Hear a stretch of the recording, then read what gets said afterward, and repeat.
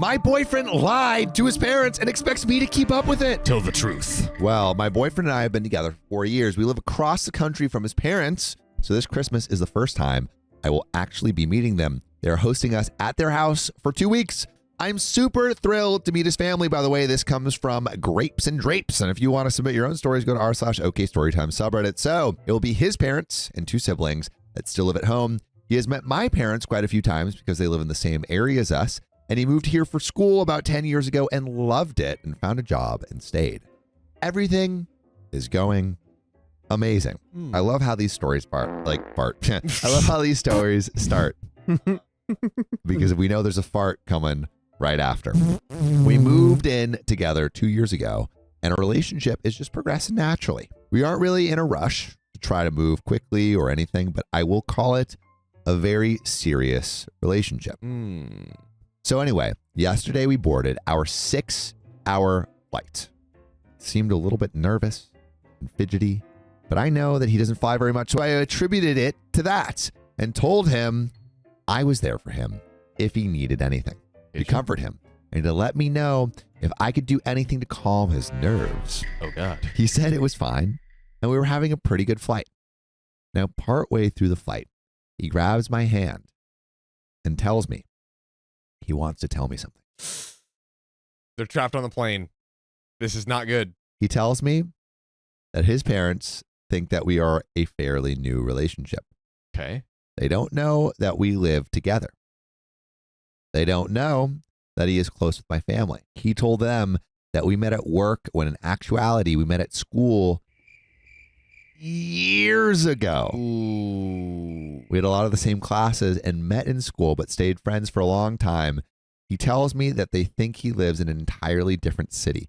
All right, really quick. Why do you think, what are your conspiracy theories on why he's lying? Parents could be racist. I feel like we've seen that in a few stories Racist recently. parents, all right. Could be just snooty, super entitled parents, and they're like, oh, she is not classist, essentially. Yep. Like, oh, Option she is not of the proper grade and I Ivy would education. like to add to our options, option 3. Oh. Religious parents. Religious. We don't want them, copulating before marriage. Good one. Katara Rain says, I didn't know it was snakes on a plane too.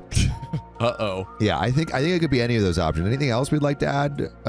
Expectations. There's definitely parents have some sort of expectations on this guy. Yeah. And he's not meeting them whatsoever. Yes, the classic, honestly, the classic spineless, you have the emotionally manipulative parents and then the spineless kid. Yeah. And they're not standing up and... Maybe he's like, oh, my parents wouldn't like this girl, so yeah, I'm not gonna... I think it could be it. One of our friends wants me to go on. She thinks I would get along with this girl, and so she set us up. But I really think my mom would not. Just her look is like something my mom would not like at all. I think this is.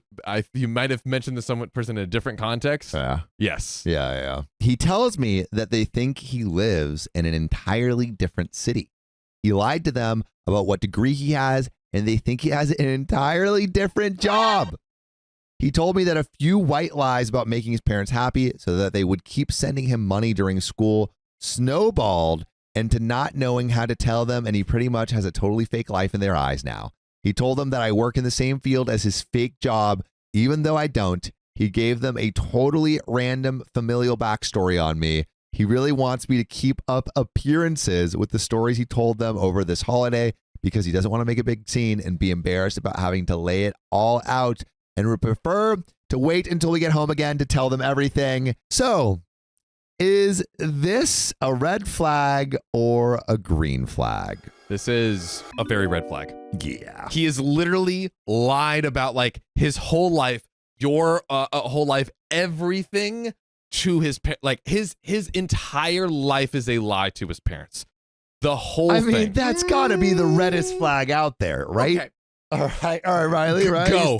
I'm so curious to hear what you have to say. Green flag Because this is his way of earning an income. So he has to put up expectations in order to earn an That's income. true. His job is you lying. get mad at a man with a job. You You know, know, I can just trying to provide make a for the wife living. and the kids. And he probably has another job. So what do you call that? Overemployed. Yep. So he has 2 full-time jobs. You're telling me a man with 2 full-time jobs is not worth the time? Come on. Dude, Ming Ming says black flag.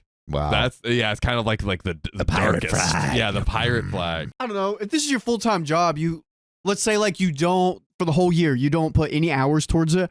But then whenever the parents come, you have to put all your time and like makeshift everything. It's going to be 24 hours for a whole week, but like you just work a full week for a full-time salary? Basically, you're like, this is passive income. Yeah. So you just makeshift this whole life in order to get that. D-Red says Riley is all about getting that paper. Amen, brother. Got to make it happen. He's a provider, guys. He's a provider. Well, let's see what this provider has in store for us. Right. So I feel extremely uncomfortable with this, and I was honestly pretty shocked. I have said hello to his mom on speakerphone conversations, popped in for a Skype hellos when they were chatting, and honestly had no idea that he'd made up a huge story about us and me. I realize now I've only actually spoken to her in the last year, which is how long his family thinks we've been together. It makes me feel like I can't trust him. You think? You think? Dude, run. This is the biggest, like, not only is he lying to his parents and lying to you, he's asking you to be an accomplice. Yeah. He's asking you to maintain the lie. Yep. Don't do it. Do not become an accomplice in this buffoonery. Yeah. We can't do that. Stella says, huge red flag. He's literally a professional liar at this point. It sounds possibly compulsive. Yeah, Great point. possibly compulsive. Yeah. It makes me feel like I can't trust him. He promised me that this is the only thing he's ever lied about, but that's like a billion things. Yeah, It's like, I've only lied about my whole life. It's just one thing. I only hooked up with my affair partner 1,000 times, but it was one person. It was one person. only one It's person. one thing. You're going to get mad about this one thing? He said he lied about it because he wanted his parents to be happy. I hate this reasoning. Yeah. You know how much we hate yeah. this. Oh, yeah, we hate it. When people say I'm lying to keep people happy, that is not the flex you think it is. Nope. You're just lying. It's not keeping anyone happy. Anyway, he said he lied about it because he wanted his parents to be happy with his decisions and wanted them to think he was making the choices they wanted for him.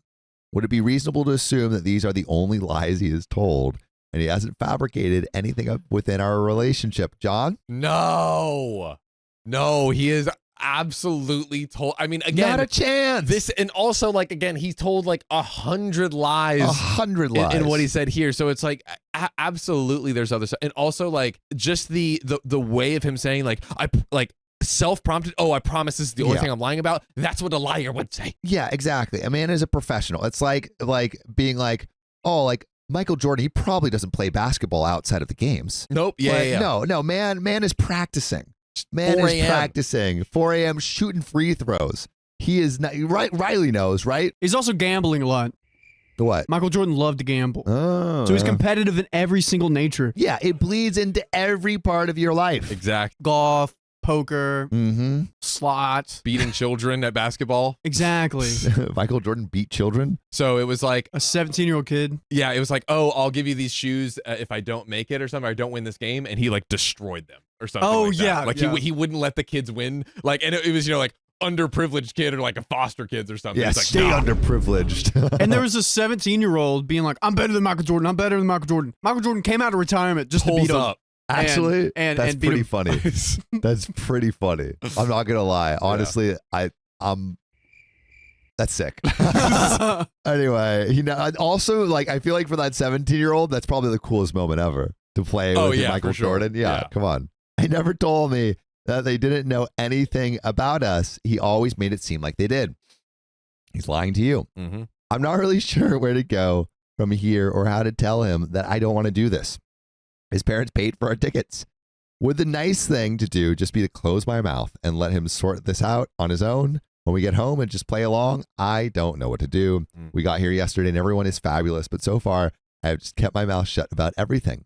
The first big family dinner is tonight where I expect most of the conversation will be about us and what we do, and it's going to come up and I'm not sure how to handle it. Relevant comments.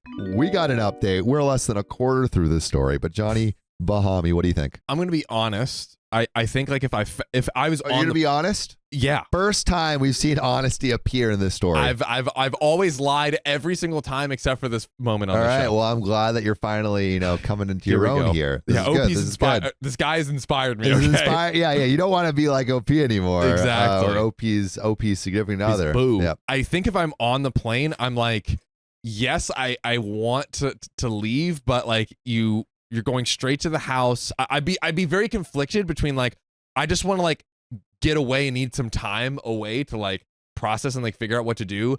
But you're in this like really tricky scenario of like the whole family is expecting you there, and like you'll probably leave anyways, but it's a bit of a rock and a hard place situation. He tells you on the plane, like you're about to get there, you can't go anywhere for the whole plane ride. I like, mean, I guess you could book another plane. you could right book a after you plane land. back. I Yeah. mean, what would I do in this? What would I do in this situation? I'm with my significant other. I just learned that they've lied.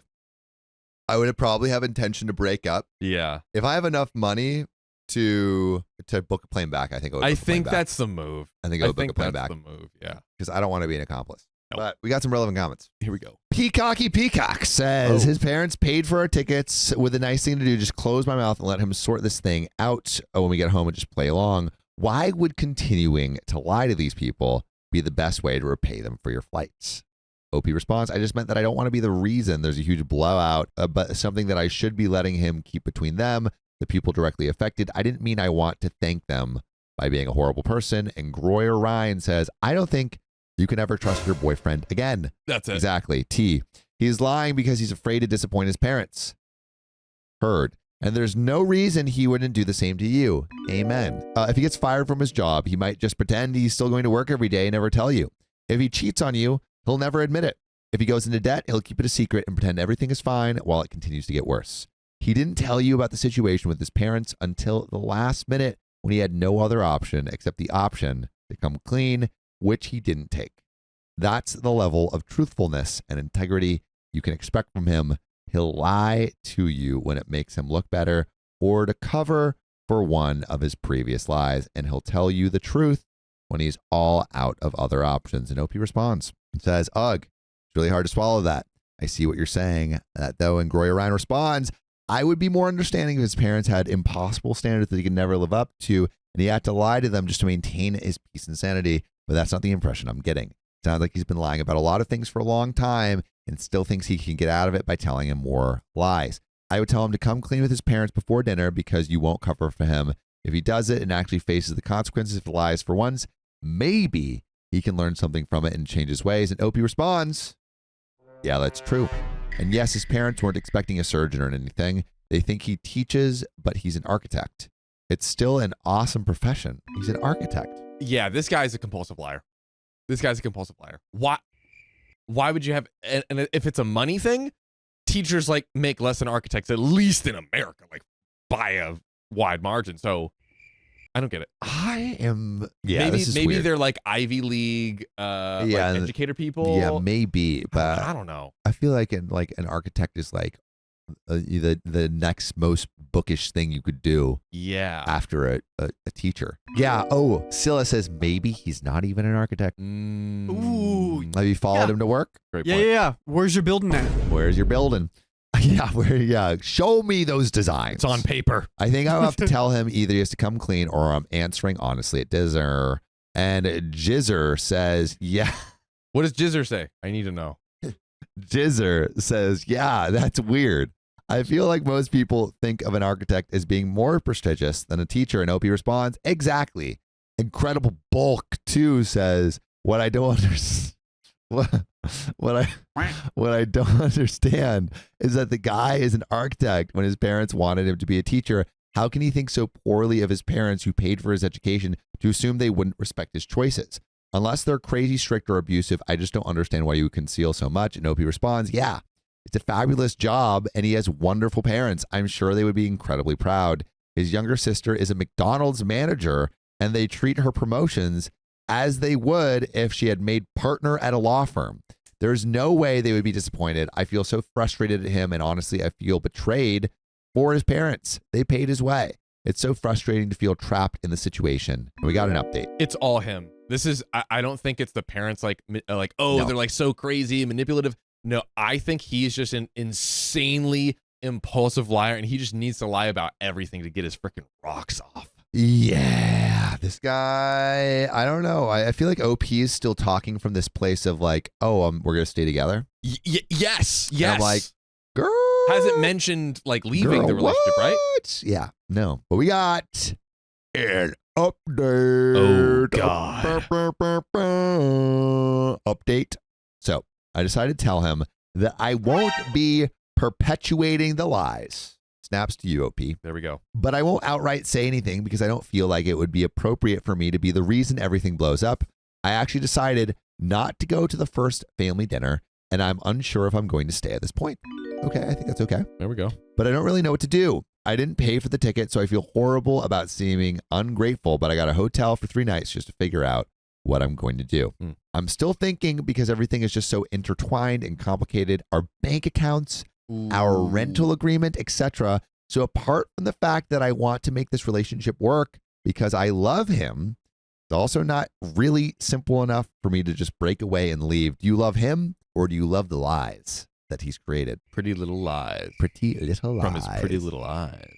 It's also not simple enough for me to break away and leave. I want this to work out for everyone and figure out how to help him tell his family before we leave. Anyway, I'm sorry for being so late in updating, but I will update again when I have a more concrete plan. His family is amazing, and I feel wretched about everything. And we got another update. But again, still, it feels like she's standing on business with this guy. I have a thought. Give me your thought, John. So OP is like, I wanna help him come clean. I wanna I wanna fix him. Here's what I would do. That always works, John. It always works. It always works. I think there is a way to test if he's really down to like turn it on. I don't believe it, but I think there's a way to test. Okay. You say, I want this relationship to work. Boom. How would you go about what's your plan for completely coming clean to your parents and living an honest life moving forward?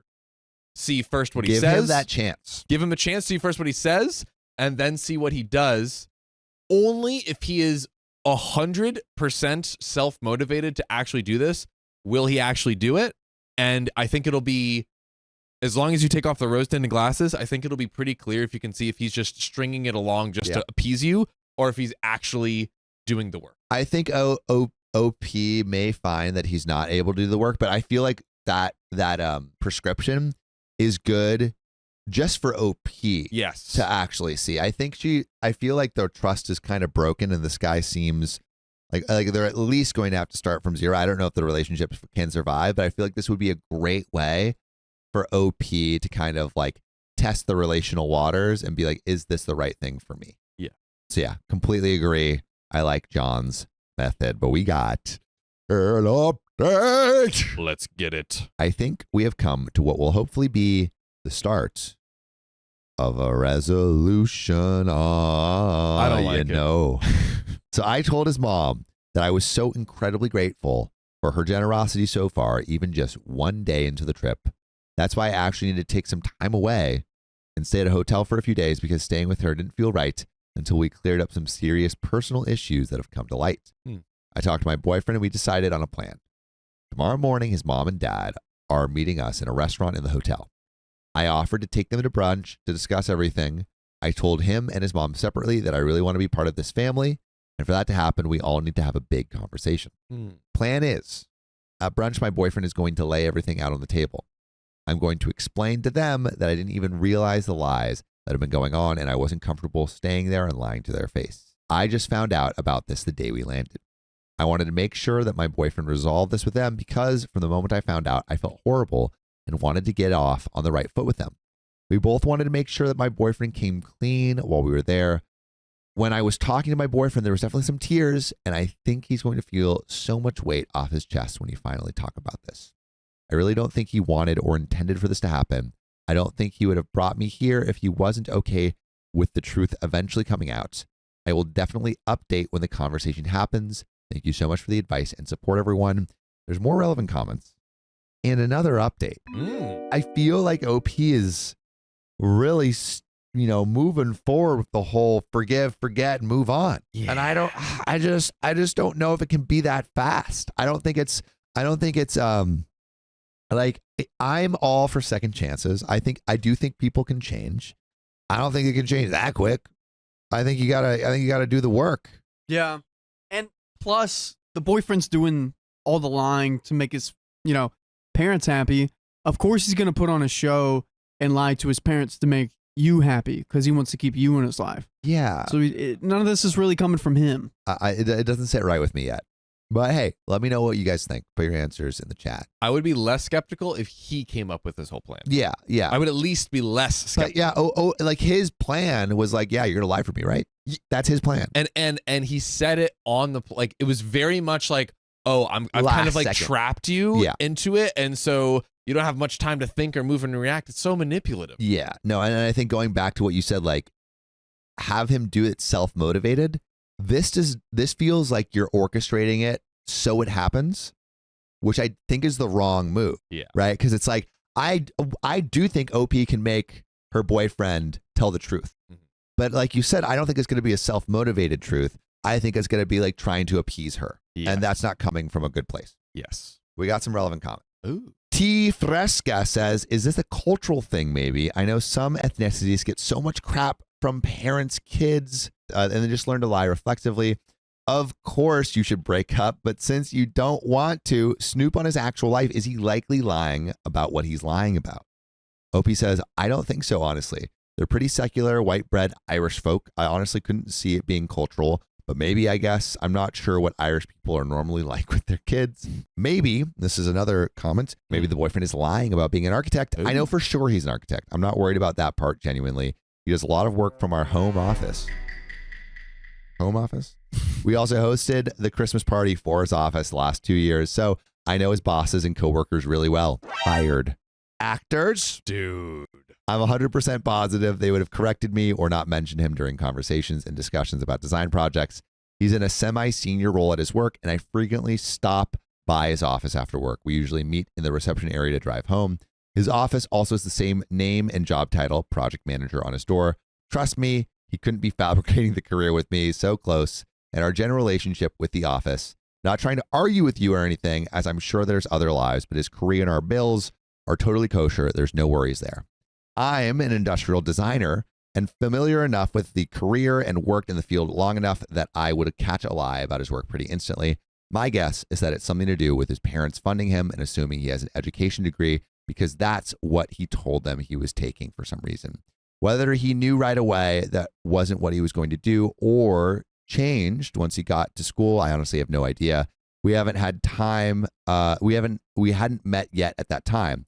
The reason is so strange and frustrating for me because he has a fabulous career. And we got update number 3 coming right up. Let's do it. It feels like so much to have to type out, so I'm going to try to condense it to be as straightforward and simple as possible. Basically, the brunch went really well. Okay. I was very impressed with my boyfriend. He was actually really forthcoming and laid pretty much everything out. He apologized to me and his parents, and he gave me an opportunity to tell them anything I wanted to tell them about my actual family and my actual life. They were really interested, and it was really refreshing to just start getting to know someone on an honest level. He basically came clean about absolutely everything, including some other personal stuff that I didn't even know about that he had told both myself and them. So there are more lies. He apologized and promised he was going to take steps to earn our trust back, including therapy. It really actually felt like it brought us closer together.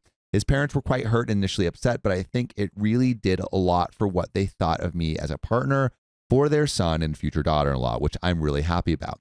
They were really supportive in the end and told him that basically at the end of the day, he is still loved and they just will have to start building the trust up again.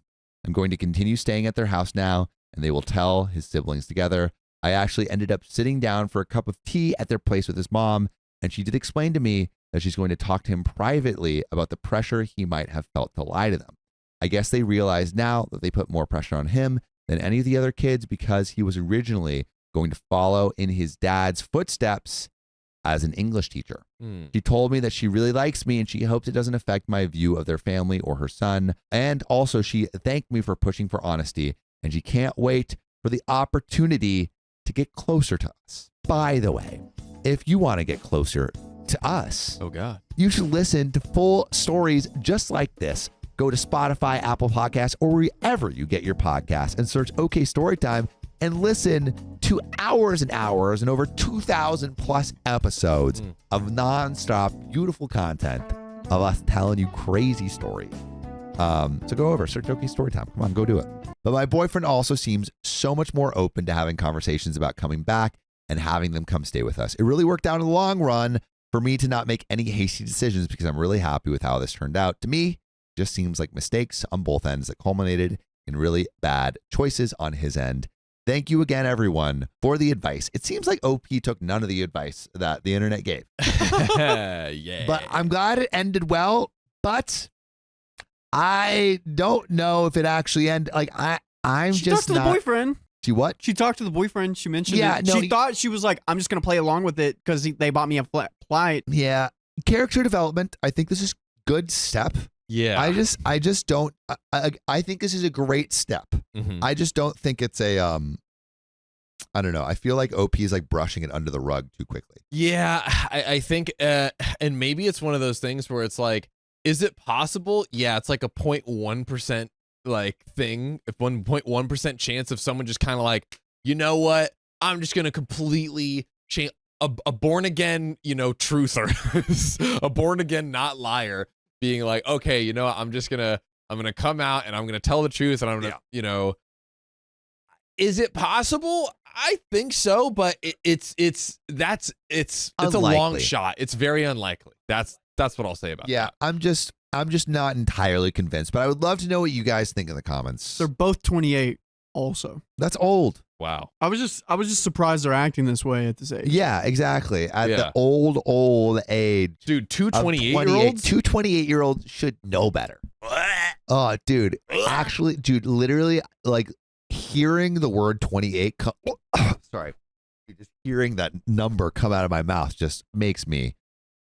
If I knew two 28-year-olds, Dude, I I wouldn't might. anymore. Yeah, dude, I might have to do 28-year-olds, mercy kill. Oh God.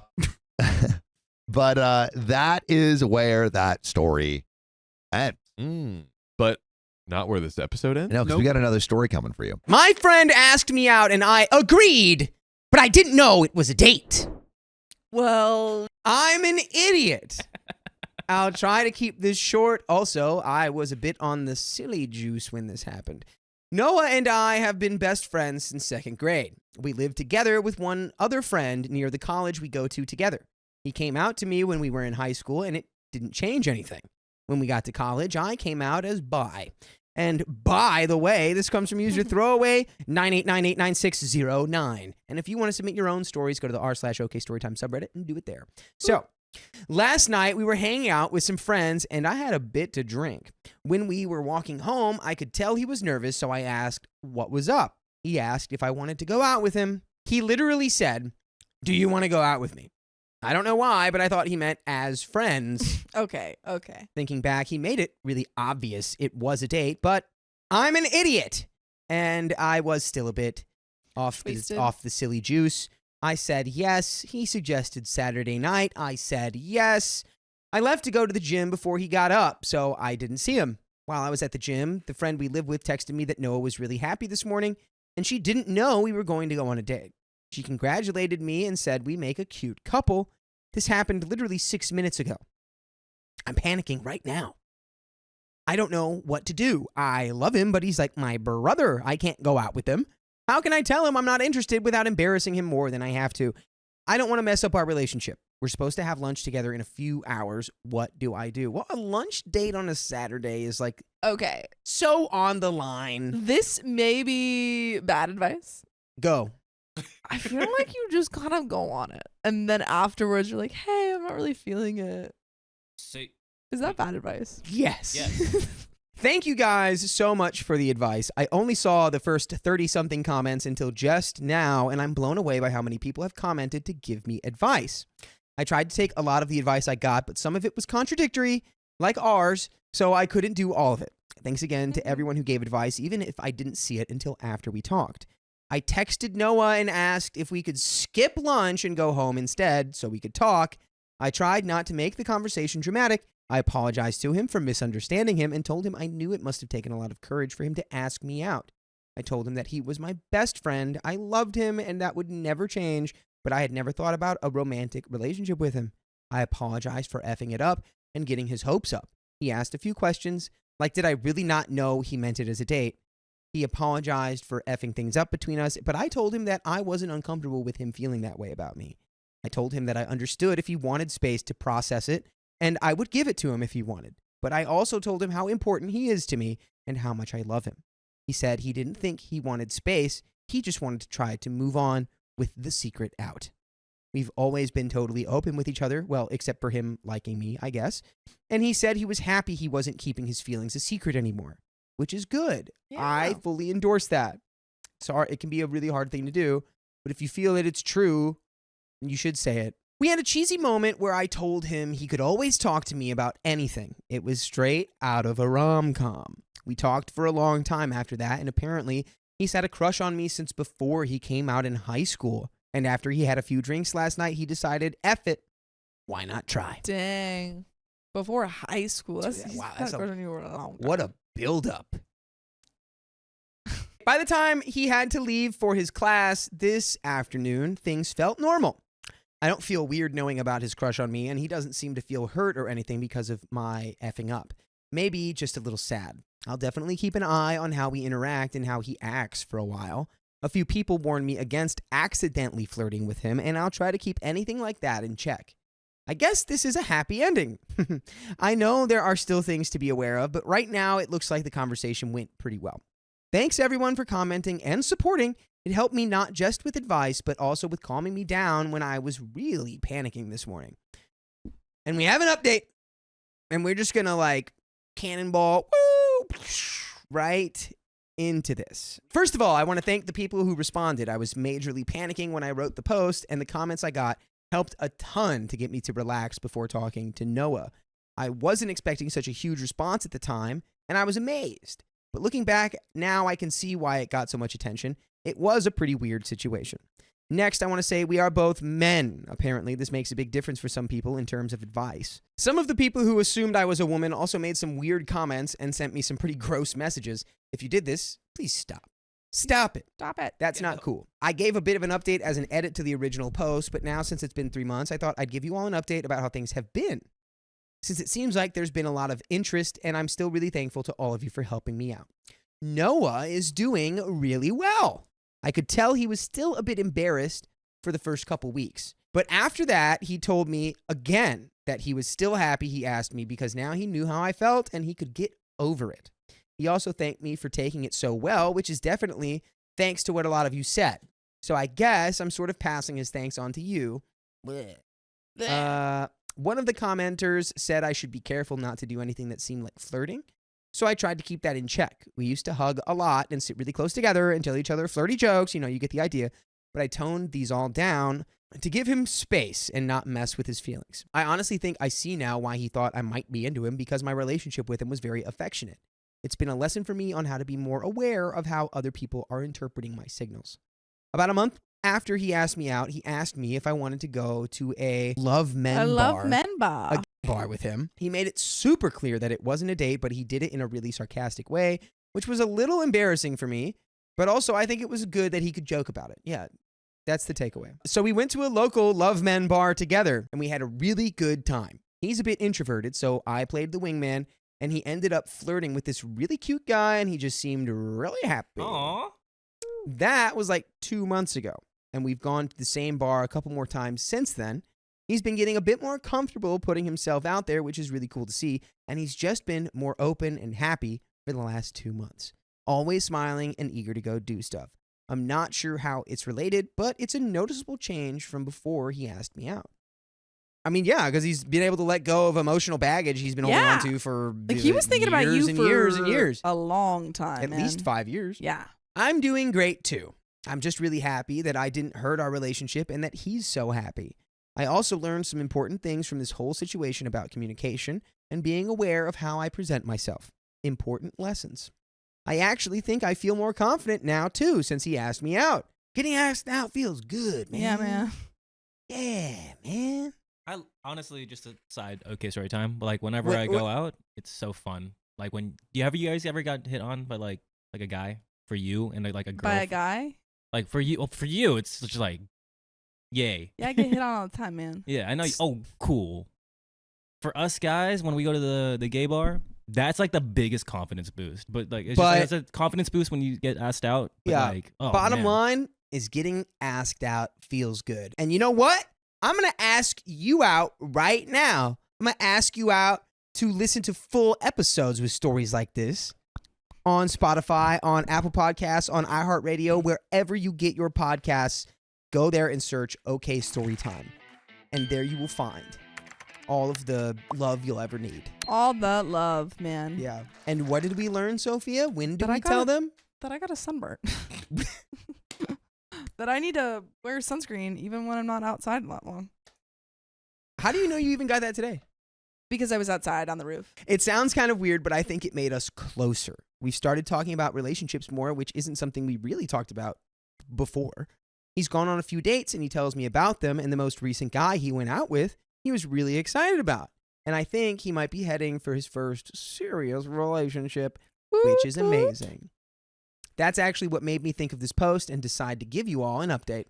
And that is the end of that update. That is the end of that story. I lost control on a first date and snapped at her family. Oh, snap. Why are you meeting her family on the first date? I joined a dating site to try and get more dates. That was my only intent. I have been working too much for 2 years at my new job. I just wanted to have more fun. By the way, this comes from throwaway4352015. And if you want to submit your own stories, go to r/OK Storytime subreddit. Oh, I got an email and set up a date with this girl. It's my 5th date from the site and it's been fun. But this one girl was like one of those love at first sight moments when we met at a restaurant. I saw her. She was perfect. I tried to play it cool, but I felt like I could just cut ties with all the girls I've dated and commit to her. Physically, she was everything I could ever ask for and exactly my type. Her personality seemed like a 10 out of 10. About 30 minutes into sitting down, we didn't even order because we were just talking. The chemistry was as good as it was with my first love when I was 13. It was perfect. Sparks were flying. I thought I was done and ready to commit right there. But then she tells me to forget about ordering food, that we should go somewhere else. She has an idea. She wouldn't say much, and I like surprises, so I didn't ask. We jumped in my car and drove to a restaurant about 20 minutes away, kind of out of town. It was halfway up a mountain near a ski resort. I'm familiar with the area, so no big deal. We walk in, and her family is celebrating her aunt's birthday. I'm viscerally uncomfortable at the thought of doing this on the first interaction. I hate this. What? There were only family members, about 40 people. She introduces me and everybody was happy to meet me. Really nice. Everyone also knew she was out on a first date. They were asking her stuff like, is this the guy? Is this your date? Is this the one? Suddenly, I wasn't so cool and relaxed. I felt heavy pressure to be on my best behavior, high pressure to the 3rd degree. But everybody was nice, so that helped. We sat down and I started being questioned by her older sister, her aunt, and another lady whose relation to my date I forgot. Literally first date, and you're being interrogated by extended family members who you don't even know how they're related. And also not even talking to your date. Yeah, you're being... Like the whole point of a first date is getting to know someone. You're not even talking to your date. Let me let my family get to know you first. Her mom started kind of defending me, telling them to back off and let me eat. But the interrogating continued. After who knows how long, they turned to my date and jokingly said, "We approve." That's when I was finally able to get my bearings. I was totally off balance all night, just tense. I was afraid the back of my shirt would get that big wet spot because I could feel sweat on my back. Then her sister brought her cute little girl and let me hold her. She and my date started taking pictures of me holding her, and then somebody else's baby boy as well. I started to feel like the tone of it all was that we were a couple. I kind of felt like I was married to her, and these nice people were my in-laws. Okay, well, now, that sounds more like a you problem, buddy. Like, let's use our brains here and not run away with a fairy tale. Well, I think he's saying like it felt like they were treating him like this, and he was like, "Whoa, we just had a first date." It is weird to have to be approved by the entire extended family on the first well, date. at least, yeah, because I feel like some cultures will do this where you know, the whole family, obviously you have arranged marriage and stuff. But in this case, Opie had no idea that this was happening and was just told, hey, we're going to go to this place. And he was like, okay, shows up. Everyone kind of was like, hey, you're on a date. And he's like, what? Keep in mind, her car is still at the other restaurant down the hill. Then her dad suddenly asks me jokingly, what my intentions with his daughter are. I can't remember exactly how he phrased the question. Everyone at the table, about half the people there, looked at me. I guess I was exhausted from all the questioning by multiple people multiple times and the pressure of it all because I kind of lost it. He asked the question. I looked across the table at her and she told her dad to stop. Her dad smiles and jokingly says he'd really like to hear my response. Her uncle, I think, also said he'd like to know, also jokingly. I looked at my date and said, can I talk to you alone for a minute? To which her dad laughs loudly and says, I made him nervous. So now everybody is laughing, and I guess it was all a big joke. Then I said again, hey, can I talk to you alone for a minute? I stood up, kind of. It was one of those long bench seats, and I couldn't push it back because other people were sitting on it. Then her sister, I think, says, oh, there are no secrets in this family. Speak your mind. People laugh again, and everyone starts making jokes. Then a man who married into the family chimes in, saying he remembers being in my place. He says, let me give you some advice. The best thing to do right now is speak your mind and be honest. Others join in, echoing his sentiment jokingly, I think. I look at my date and she says something like, you can tell me anything here. We're all family. She too seemed to be joking. But by then, I had started to lose my ability to tell when people were joking and when they were serious. Then her dad says, wait, I haven't gotten an answer to my question. So finally, I speak directly to him and say, I'd like to discuss that with her first. But I regretfully laughed as I said it. So her dad says, I asked you first. I want to know. I turn to my date and she says something like, go ahead. You can tell me. I'm a big girl. I can handle it. So I said, okay. Sat down and took a couple of breaths while her dad quieted everybody down. I started with, I think I made a huge mistake. Oh. It all spiraled down from there. I said harsh things like how I felt like I was having a bad dream where I was suddenly married. I questioned her intentions in bringing me there. I said things like, what were you thinking? Yes, I liked you, but I just met you. And right now I know your aunt, I pointed at her, better than I know you. I think she was humiliated, but I couldn't stop. The more I spoke, the worse it got. Total tailspin. I said I wanted to find someone special, but didn't want to skip the first 29 dates and jump straight to date 30, which is what had happened that night. Then people started interrupting, suggesting we slow down and have a real first date. I wasn't having it. I was out of control. I said, no, it's too late for that. I feel robbed. I wanted to meet this girl, get to know her, date her, and maybe fall for her. But now it's like we're engaged. Her whole family is here, and there are all these expectations. We skipped the getting to know each other and dating part. I feel robbed. All right, buddy. Then I said yet another thing I regret. There's a little bit more. It's a huge red flag that I asked for a minute alone with you two to talk, and this is what I got instead. I added, you're all great, a great family, but the lack of certain boundaries is a huge red flag for me. I would never let my relationship become family business. Buddy, relax, dude. At this point, my date interrupts me and says, okay, so let's talk in private. Let's go outside and talk. I'm sorry I didn't give you that minute. Let's go outside and talk privately. I'll give you all night. She was visibly shaken and I could tell tears were inevitable. I stood up again and realized that I had insulted all of them, so I just walked out. I felt really bad because they were all nice and had nothing but the best intentions. They love her and were literally telling me I was good enough, which should have been a compliment. I somehow took it the wrong way and spat in their faces. I didn't even drink. And edit. We walked out and I let her have it again. She was now sobbing uncontrollably. She apologized and pretty much begged for us to start over. I told her I wasn't into it and left her there. Bro, relax. What are we doing? You're like, she's 10 out of 10. She's got the best personality. She's this, she's that. And you're going to let one bad first date? Huge red flag for me is then we stepped outside and I let her have it again. The situation's already diffused now, buddy. You have no excuse. I drove home and couldn't help but wonder if I overreacted. You did. Just a little bit. A lot. I'm disagreeing with her. I think we're on different pages. Which is great. I love when this happens. But I'm like, I understand it. I couldn't sleep and I woke up this morning feeling like I probably did overreact. Now I feel like crap. but it's done. I can't undo it. Edit, let me ask this more clearly. Should I call her and apologize for humiliating her and insulting her family, or should I just move on? Or should I wait to see if she calls or and apologize then? And there is an update. I do think that he could call. Yes. And say like, hey, really sorry for the outburst. I think I just felt really overwhelmed. I don't know if I want to keep this going, but I did want to apologize. Just want to clear something up. My date never had a profile on the dating site. She was browsing through with her friend who has a profile, and they were looking for a date for her friend. It was the friend who originally messaged me to set me up with my date. Also, I deleted my profile. I'm totally done with online dating. I've been in this city 2 years now, so I'm just going to go out and meet people the old-fashioned way. It just feels less risky somehow. I know this is going to disappoint many of you, but I decided to speak with her. The very day I posted here was the day immediately after our date. That same evening, she called me, but I didn't answer because I was in the shower. So she sent me a text that said, "Do you hate me too much to talk to me?" I texted back, "I don't hate you." She responded, "Can I call you?" I texted, "Yes." So she called and immediately went into full apology damage control mode. I told her that it was okay and that I was already over it and had moved on. She asked if there was any way we could meet because there were some things she wanted to say in person. And she wanted us to part with a handshake and all that. It kind of sounded like she needed closure. So, okay, so again. But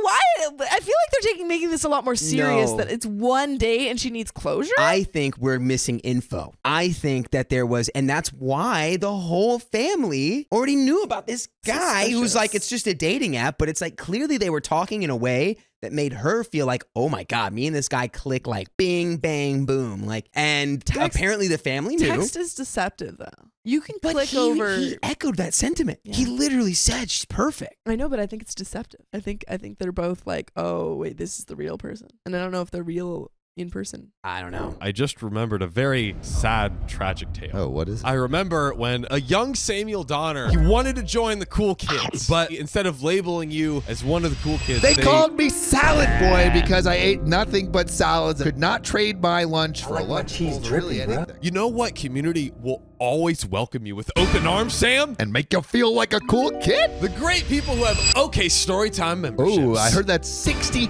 plus hours of members only content Monday, Wednesday, Fridays. You heard right, Sam, and it's only $5 a month. So go to the link in our description, youtube.com/OKOP show/join. Now back to the story. Chomp, chomp. So I agreed to meet her downtown to talk the following Tuesday. Not a date, no lunch, no coffee. We just met at a park. We met and I knew she was still the one. Okay. Bing, bang, boom. What did I say? Wow, wait. She told me she loves me and we decided to try it again? What? We went on 3 dates and I proposed. She said yes. We're going to get married in... No way. No. We're going to no, get no, married no. in December. No big wedding. We're going to fly to Las Vegas and do it there. The plan is to spend Christmas as a married couple. Just kidding. You freaking liar. So you can make jokes, huh? I'm not that effing crazy. Hopefully you're still reading. We're still here. The rest of the update continues in the next paragraph. Okay. We met at a park just to talk. I had been so disappointed because I felt that the spark and the butterflies in my stomach would be gone, that I wouldn't like her anymore. As soon as I saw her, this was confirmed. There was no spark. Boo. Boo this man. She looked great, but I just didn't feel it. It kind of crushed me. So I decided to listen to her as she apologized again and told me she had really liked me on that first date and got carried away, making a very dumb decision that she wishes she could take back. She added that her mom had pulled her aside when we arrived and right from the beginning told her that if she liked me, she just made a big mistake by bringing me. I guess her mom pretty much cringed when she saw us walk in that night. Also, I should say that her mom was the only one defending me that night and practically pulling people off me, like her religious uncle who asked me if I had been saved. I remember that pretty well, but I guess her mom came down on her hard for not just having a first date, but she also said that things got even crazier after I left. Her mom wasn't there for my rant. She had driven somebody home and came back after I'd left. She found my date outside crying and was told what happened. Her mom, I guess, stormed into the restaurant and went off on everybody for ganging up on me. My date says she called them a bunch of out of control animals. The whole thing was reduced to a big finger pointing fest by everybody. The mom was furious because the story is that my date's dad left them when my date was 9. He had some sort of breakdown and became a heavy drinker. He became verbally and emotionally abusive, so the mom punted him out to protect the kids. He refused to get his act together and disappeared for almost 10 years. So the mom hates when the dad acts like he has a say day in his kids' lives since he was gone and just came back less than 2 years ago. But he still lives over an hour away. A lot of the people who were there, I guess, live far away and flew in for the aunt's birthday. Supposedly, most of them she only sees once a year at most. When the mom went off on him especially hard and questioned his right to have any say in his daughter's decision to date anybody, she embarrassed him in front of everybody for having overstepped so many boundaries. May I also just say 40 people is a lot. Lot of people. She told me this stuff because she wanted me to know that she was very sorry she let her dad act all fatherly when it wasn't the time and it wasn't his place. These were her words, not mine. In a way, I'm glad the mom wasn't there to witness me going off because then I would have felt really bad. But come to think of it, she probably would have stepped in and prevented it. She asked me if there was a way we could have that first date again, but I said no. Boo. There's no way I can pretend that we are meeting for the first time after all of that. I know too much about her. I feel way too gone past that first date mode right now, and maybe I need to take a break from formal dates. I did apologize to her for not telling her right away how uncomfortable I was and for going off on her outside the restaurant. I told her that there were a lot of nice people there that I felt bad about, but that I'm sure they understood me because they seem reasonable. As I was talking to her, I could see how much better she felt that I had given my own apology. Her face went from subdued and sorry to kind of hopeful and semi-happy. She started to get back her glow and her spunk. We started talking about other stuff, what I do at work, my hobbies, and some other casual stuff. The more I talked, the more she glowed. I felt bad because she showed up looking kind of fragile and contrite. She looked vulnerable, but by the end of our conversation, she was smiling and looking more sure of herself. I tried to show my sense of humor and make her laugh. I felt kind of sorry for her, so I made it my goal to send her home smiling. I kind of started to feel that spark again after she started smiling and laughing more. She has a great laugh. It's really cute and innocent. It felt a lot like it did at the restaurant. Her awesomeness comes back when she's comfortable. Oh, she definitely does it for me. Okay, listen. I'm getting terrible vibes from OP. I don't know. It seems like they're making up.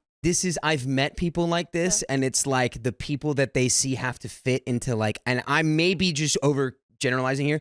He wants this girl to fit in a nice little box, and it's like, the fact that he's like, oh, well, when she was all sad and fragile and subdued, I didn't care anything for her. And when she started laughing the way that I wanted her to be, it's like, I started to feel the spark again. It's like, who do you think you are? The king of the world? Like, okay, but again, this is a person he's only been on one date with. Exactly. Introduces him to his entire family.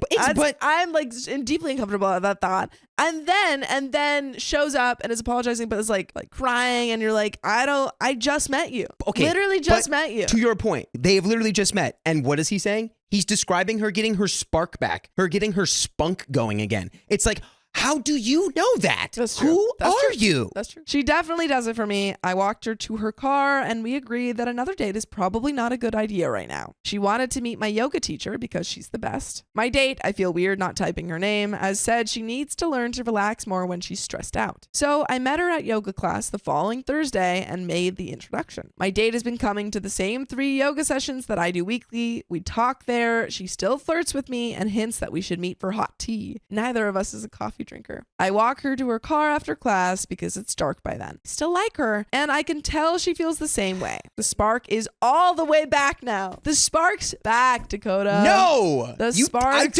back. Now I have bad vibes. Spark I is don't back. like it. But all those comments I got here on my original post about her being crazy are still completely lodged in my head. They have me second guessing myself about staying in touch with her. I'm not sure what I'm going to do, but whatever it is, it's going to take time. There is another update. Do you have any final thoughts? Because I think I think all my thoughts have been spoken. I think we agree, but for different reasons. We agree, but we're on opposite sides of the fence. Yeah, I'm like, we should, like, we're coming over here and we're on different sides, but we're both merging to say they should not be together. Update 2. We continue to attend the same yoga class. Then I accepted an invitation from her to get tea after class. We had a lot of fun and made plans for an official date. Boo this man again for different reasons. But I want you guys to officially listen to more full episodes with stories just like this. Just go to Spotify, Apple Podcasts, or your favorite podcast app and search up OK Storytime. Easy as that. Go do it, and do it as soon as you're done with this episode. But there is a little bit left. I went out on a date with her. We dated for a while and took it really slowly. I asked her to be my girlfriend in early February. So far, things have gone really smoothly. My lease is up in June, and I want to move out of my apartment because it's kind of a bachelor place. I want to rent a house and ask her to move in. I feel like our relationship is growing fast and deepening fast, but I think the reason is because we turned out to be so compatible. Also, I really am in love with her and she with me, so I don't want to take it slow anymore. I know she's going to be very happy when I ask her to move in with me, so that's where things are. And that is the end of that story. I truly do not know what to make of all of that. I don't either, but you know what? If they're happy, I guess. I guess. I but really it sounds... wish that we got an update where it's like, and I met her family again. Well, Hey, good luck. That's boy. all I can say, I guess. But that is the end of that story. Yep. So we're going to get into the next one. My girlfriend's family insulted me during Thanksgiving, but my girlfriend didn't defend me. Break up. So, to give some context, I was born in India and moved to America when I was 5 years old, while my girlfriend, on the other hand, is white. We've been together for 2 years now, and it's been an absolutely incredible relationship. Oh, no. By the way, this comes from user Chats Hit Get Banged 101, and if you want to submit your own stories, go do it at the r/OK Storytime subreddit. She's kind, sweet, fun, and I really do want to spend the rest of my life with her. We've never really faced any sort of confrontation or prejudice for our relationship at college. Nobody cares, which is why I wasn't prepared at all for her family. Anyways, we're getting pretty serious now. We're planning to move in together next semester, and I'm planning on proposing after we graduate. Whoa. She wanted me to meet her family, I guess to take the next step or whatever, so she invited me to her place for Thanksgiving weekend. She warned me her family was kind of different and to try and interact and be nice to everyone. When we got there and she introduced me to everyone, they all looked at me as if they'd never seen a brown guy their entire life. It was really awkward. While I was shaking everyone's hand, her two older brothers ignored me and walked away when I stuck my hand out to them. And that's the moment I'm leaving. At first, I thought it was because they were weird around new people, so I didn't think much of it. I didn't really get a chance to talk with anyone as we got in late at night and I was so tired. The next morning on Thanksgiving, everyone was watching football in the living room. So I went and joined them. Her brothers were talking some football strategy when the Eagles were getting their butts kicked. And so I commented on one of the things they said. They immediately started laughing and said, "What do you know about sports? Did you even play any?" I told them, yes. I played basketball and did track in high school. They laughed and said, "Your sports teams must have been crap. I've never seen an athletic brown guy." I didn't say anything in response. I just got up, left, and ignored them for the rest of the day. Then later on during the dinner, her uncle asked me what I was studying. I told them I was doing a business degree and was planning on going to law school. Her D-bag brothers then chimed in and said, "I thought you would follow the family business. You know, go run a call center or a 7-Eleven or whatever." They also noticed how I wasn't eating any meat. So they asked my girlfriend why, and she responded that I'm a vegetarian. And their response was, "No wonder, I've never seen a buff brown guy my entire life." At this point, I was so close to just leaving, but I thought I could just put up with them a bit more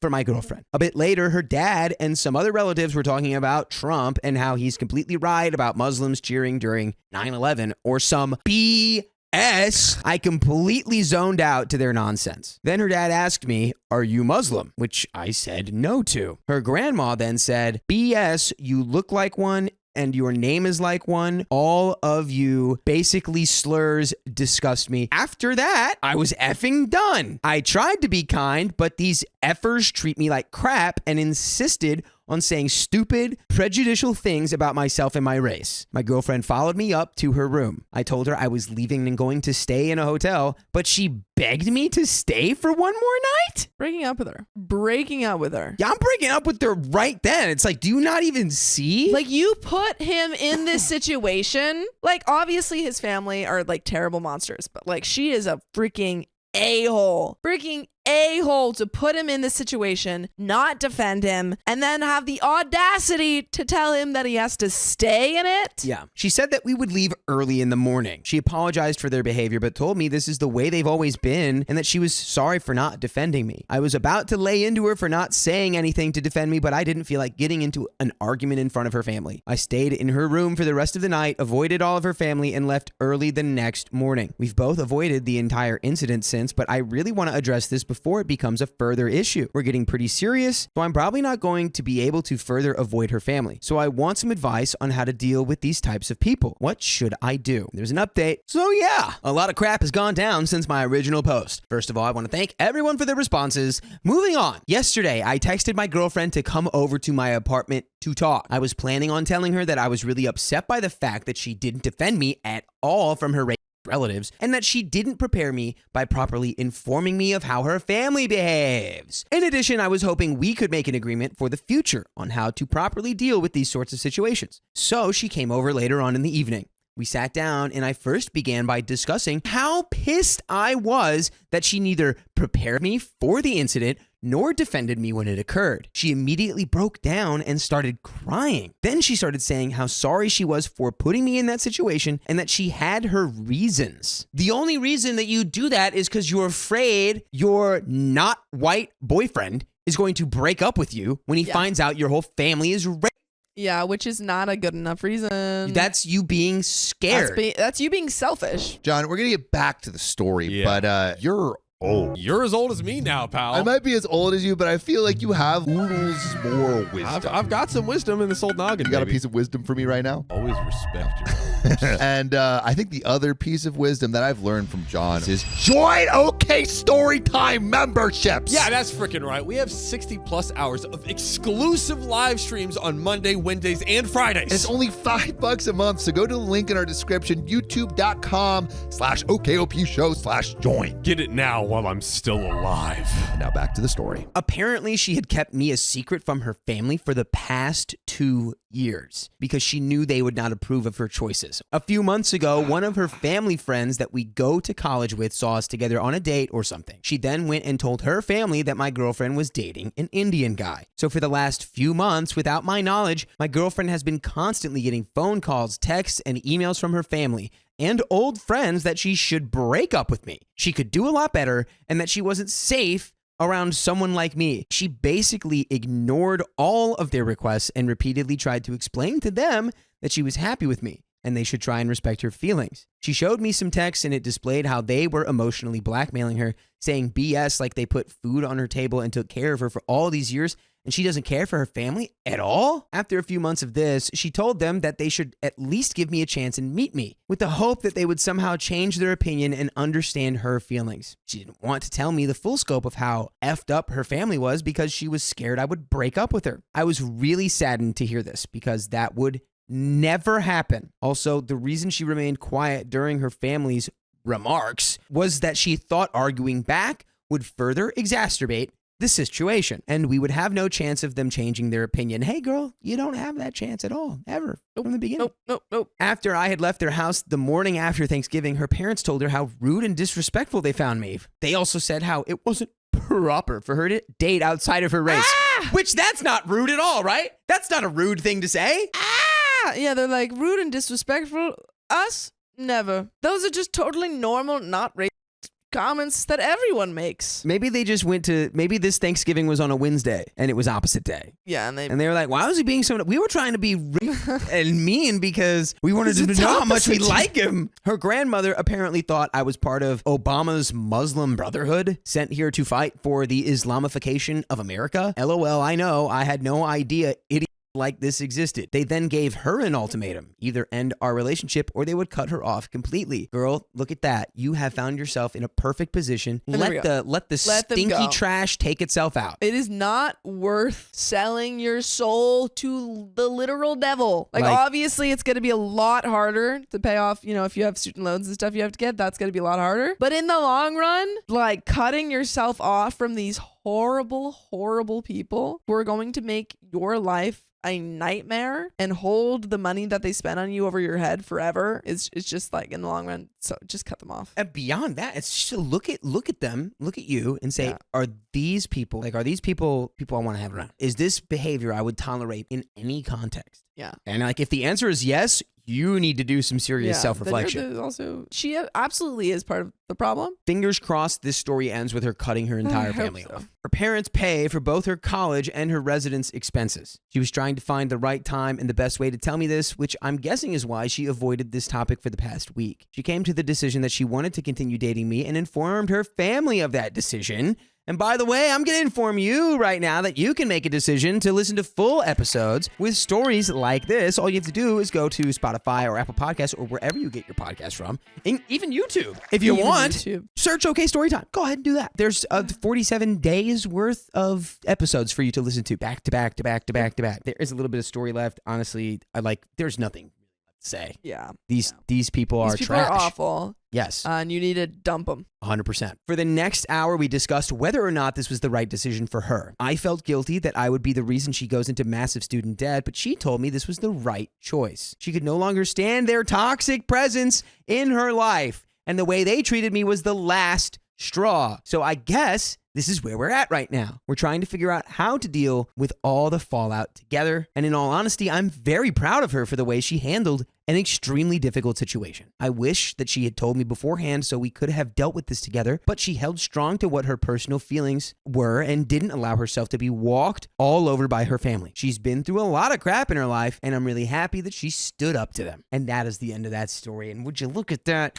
She cut him off. There we go. That's what we wanted to happen. Yes. And I mean, obviously she made a ginormous error Indeed. in the beginning of the story. And she is absolutely at fault for that. Indeed. We did say that the only way that she could potentially move forward is by cutting them all off. And then, She cut them all off. so thus, they They have a remain potential- together. Yeah. Yes. They have a potential for moving forward. And that is the end of that story. I discovered my father's premium dating app subscription. I asked him to come clean. That's called premium service, baby. My parents have been together for 34 years. They met in university and had my brother and I several years into their marriage. By the way, this comes from Sisadar, and if you want to submit your own stories, go to r/OKStorytime subreddit. So, about my parents. My mother is a hardworking and loving mom, but she can be very dominant and controlling at times. She has a short temper, but she's often misunderstood and has a lot of love for her family. She always puts others before herself. My father is incredibly kind and sweet. He's very intelligent and, like my mother, is a software engineer. However, while his intelligence extends to many other areas as well, he's not always socially adept and can be a bit aloof and unaware of what's going on around him. He's an interesting person to talk to and is full of kindness, but my mother doesn't always see the beauty in him. My parents have never had a perfect relationship, but for the past few years, things have been fine. There was no love between them, but there was no major arguments either. The situation. I noticed that my dad changed recently. He started going to the gym 5 times a week, dressing nicer, and seemed more alive. It was a positive change. It's the crazy stupid love. Yeah. Where like Steve Carell just gets hot.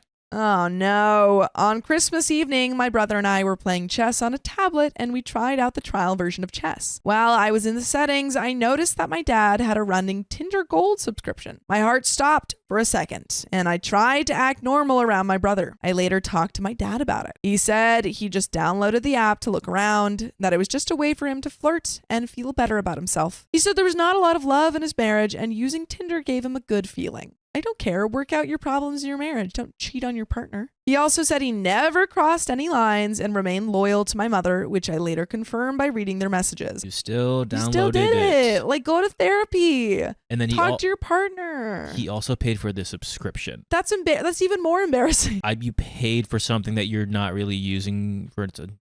That's weird. I reminded him of what he could potentially lose and told him that I saw my mom improving their relationship. I suggested he focus on their relationship as I know my mom isn't the most loving wife, but I see positive progress. And also, just in general, I think when you stop putting effort into yourself, your relationship can sometimes, go downhill as well. Because you should be putting, work into yourself and improving yourself always, because making yourself happy is important part of being in a relationship too. I 100% agree. Sometimes you have to put yourself before anything else, and that makes your relationship even better, like you said. Today, I was looking for a game on the family computer and couldn't find it. Instead, I found files with pictures and chats with a woman. She lives 3 to 4 hours away and they met on Tinder. Their conversation seemed to have started around a month ago and they chat every day. That's cheating. That's cheating. My dad also kept voice messages from her, which I listened to. Apparently, she knows that he's still married, and when he talked about his marriage, he said he had tried many times to make it work, but realized there was no love left between them. Then divorce. If there's no love left, then divorce. Separate. I don't know, man. Come on. He said they were more like friends than a couple. He said he tried counseling, but my mom was opposed to it. He said he had so much love and interest inside, but my mom often shuts him down when he wants to talk to her about things that interest him. This is true, as my dad is very interested in deeply philosophical or mathematical topics, as well as physics, astrophysics, and recently AI. I feel like the woman he's talking to is really listening to him and he feels heard. He needed to be heard. He's like a flower in the dark, unable to flourish. Oh. On the other hand, my mom just needs warmth, love, and recognition of her sacrifices. She is a flower just like my dad, and I believe she needs love to grow into a confident, proud, and loving version of herself. I have one brother who is the person I love the most. He's 15 years old and is so kind and empathetic and has a pure heart. He's very sensitive when it comes to tension and needs peace. Honestly, I would do anything for him and just want him to be happy. I'm worried about the potential impact on our home life and my brother if my dad were to have a mistress. I saw that my dad booked an Airbnb for next week and said he was going to visit family in the countryside, but I know what he and the woman he is talking to are really planning. So he lied to you. He's lying to you. He's lying to his wife? himself, lying to his wife. He's lying to everyone. I mean, like you went to him and said, hey, found that you had a Tinder account. And he said, no, I just talked to them. Nothing ever happens. But actively planning to meet up with her? No one pays for something and doesn't want to use it. Exactly. Like you use it at least once to be like, oh, okay, I don't like it, delete it. I don't know what to do. Should I talk to my dad about this? Should I interfere? And if so, what should I say? Or should I just leave things as they are and hope for the best? My ultimate goal is for my parents to be happy and for my brother to grow up in a good environment without the mental turmoil of a divorce if possible. Is there a possibility where my parents could achieve a happy marriage by me influencing the direction where things are going? Thank you for your time and I wish you well. There is an update, but what are your thoughts? Because I've got some. Definitely bring this up. Yeah. You got to talk to your dad. Don't talk hold to your this. dad. Yeah. First, you go to your dad and you say, hey, you need to talk to mom, one. First, and also don't you dare go on this thing. Yeah, I was going to say first, eliminate going on that trip. Like, I know That's you the want to go first on the thing. trip. Stop it, No. delete it, stop talking to this woman. That's the first thing you should do. Yeah. Then let's focus on fixing your relationship with your wife or mom in this case. If she's being hesitant on going to counseling, which she said in the past, you got to push her. Well, yeah, I think you say you need to go to mom and say, hey, I was going on Tinder because I was feeling really lonely. Nothing happened. Hopefully nothing happened. But nothing, I was talking to this one woman. Mm-hmm. I needed to be truthful with you. I want to make it work. I understand if you can't, but like I want to go to counseling. Like you have to be totally upfront. It seemed like you were emotionally cheating. It feels like OP could be the glue here, which I hate when people like the child has to be the emotional glue, but OP could be the emotional glue here. It's like dad just wants to be mom. Dad just wants to be heard, and he just wants you to pick up interests that he likes. That's all he wants. And mom, you want to be heard and be appreciated for your sacrifices. That seems like that's all that's like. I don't know if OP can do that though. I know. You know, but like, I feel like you're putting a lot on OP. But then you tell your parents like, hey, I know what you want. I know what you want. Talk to each other. Talk to each other. That's all you need to do. And it looks like that's the one thing you guys do not want to do. But I do think that you have to go to your dad and be like, you are going to tell mom the truth or I am. But there is an update.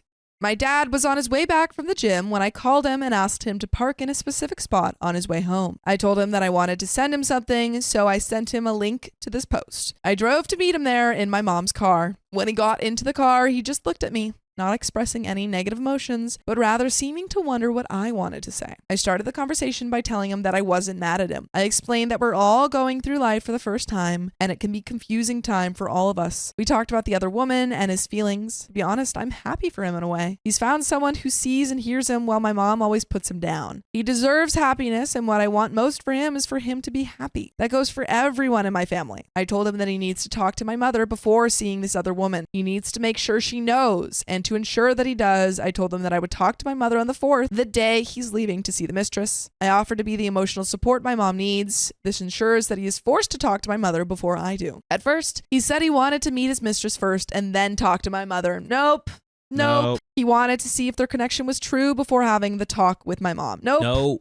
What? Why? I understand his reasoning, but I told him that he is crossing a boundary and that my mother, who always emphasizes the importance of honesty, has to know. Eventually, he agreed that it was the right thing to talk to my mom first. There are 3 possibilities. 1, she wants to do everything she can to keep him. 2, she's fine with him having a mistress. Or 3, they divorce. What made you think about 2? Yeah, that's a crazy number 2. Yeah, what the heck? We talked again yesterday. I suggested that he talk to his siblings, both of whom are divorced and remarried, for advice. His sister was in a similar situation. He will talk to my mom tonight or tomorrow. By the way, you can always listen to us talk if you go to Apple Podcasts, Spotify, or iHeartRadio and search up OK Storytime. Easy. But there is a little bit more to the story. Any final thoughts? No, I think we just dive right into the update because we said what we wanted to say, and He has to tell his wife. And good on OP. Like, no, you cannot meet up with this chick. You have to talk to mom. Yeah. The thing is, like, the father needs to tell his wife, and after that, up to OP's mom. It's up to OP's mom. That's her it's up choice to to make. And that all OP does is sit on the sidelines and just be like, hey, all right, you did what you did. Yeah, you guys are adults. I think this is all you need to do. Yep. The ball is in his court now. Some suggested a harsher approach, like immediately telling my mother. However, infidelity out of unhappiness is a very nuanced situation. I believe that there is no one at fault here, and the right path is through empathy. Thank you for all your kind words and wisdom. I want to end this update with a thought. No situation is inherently bad or good. It might be the best blessing in disguise. After all, my dad seems much happier now than he was before. Comment 1 says, I think you need to talk to your father ASAP. If the marriage is over, he should walk away without causing additional pain to the family. Make him see that he needs to end his marriage before moving on, and ask him if he would be proud if any of his children did this to their future spouse. Lead by example. Opie says, funding of 2 households and liquidating and splitting all their assets, paying lawyers 3 years before brother is supposed to go to college would be the hugest possible pain to the family. Not to mention brother having to spend the rest of his teenage years dealing with the creation of 2 houses and his parents' emotions. That would be the worst. If the parents are like, we should stick together for the kids because we hate each other. It's just you're doing the same thing, but now you're just living a lie. Ideally, dad should maybe stay chaste until they can properly legally divorce. But this marriage is over. Mom wants nothing to do with dad and doesn't love him. Opie has less than half her parents' life experience and zero knowledge of what goes on behind closed doors. There's nothing to be gained by her forcing an explosion of the situation. We don't know that it's over, you know? Yeah, we can't jump to that. Like he's can cheating. It can be totally worked on. Did he cheat? Yes, 100%. This can It just feels like such a cop-out to Yeah. be like, oh, well, it's over, so who cares if he cheats? It's not just like, one no. solution. Yeah, it's like he cheated, it's over. No, it's he cheated, but he needs to come clean. Yeah. And he needs to say why he's cheating and tell the reasoning and see if they can work on that. Exactly. And then go from there. But that is the end of that story. My husband's friend confessed her love to him. Now everyone's mad at me? Oh. So I am in a kind of effed up situation. Seems like it. Yeah. I mean, I know I'm right to have my boundaries, but I also feel guilty that my husband is cutting off help to lifelong family friends because of me. By the way, this comes from Realistic Cloud 3033, and if you want to submit your own stories, go to the r/OK Storytime subreddit. So, my husband is a doctor, so it's normal that family and friends kind of come to us /him for reassurance because it's someone you know, either reaffirming what you were told or giving you a referral if possible. It makes people feel better. Zero issues there. I love that he is empathetic, and it honestly makes me wicked proud of him. It makes me wicked smart. Wicked smart. That people think that highly of him. So he has a friend who he grew up with. Their families pretty much raised them together. They were always friends since we met, but never like super close. Plus, we live in a different part of the US. I have met her multiple times, and she seemed very sweet. She also was married when I originally met her and has 2 kids. Well, her father is very sick with the type of cancer that has a low rate of recovery. We live in the Northeast, and they live down south, so our medical care is definitely exponentially better. My husband has been helping consult and just being a good friend to them to make sure he gets the best care possible. This friend has been a bit needy and using him for emotional support. I get it. I'm not jealous because what we have is solid. Plus, when he has his medical mindset, that's it. Well, over the weekend, he woke up to some very questionable texts from this friend. She pretty much declared her love for him. Claimed God brought them together through this, and that she always knew they'd end up together. You got to do it then. If God said you got to do it. God said it. You got to do it then. God told her. She doesn't to make say the thing. rules. Yeah, but God did. God made the rule. God did. God did. Also, if anyone in this world ever tries to pull that card on you, say, I'm actually praying about this as well, and I haven't heard or heard anything from God yet. God actually told me the opposite. That's what I'm saying. Sorry.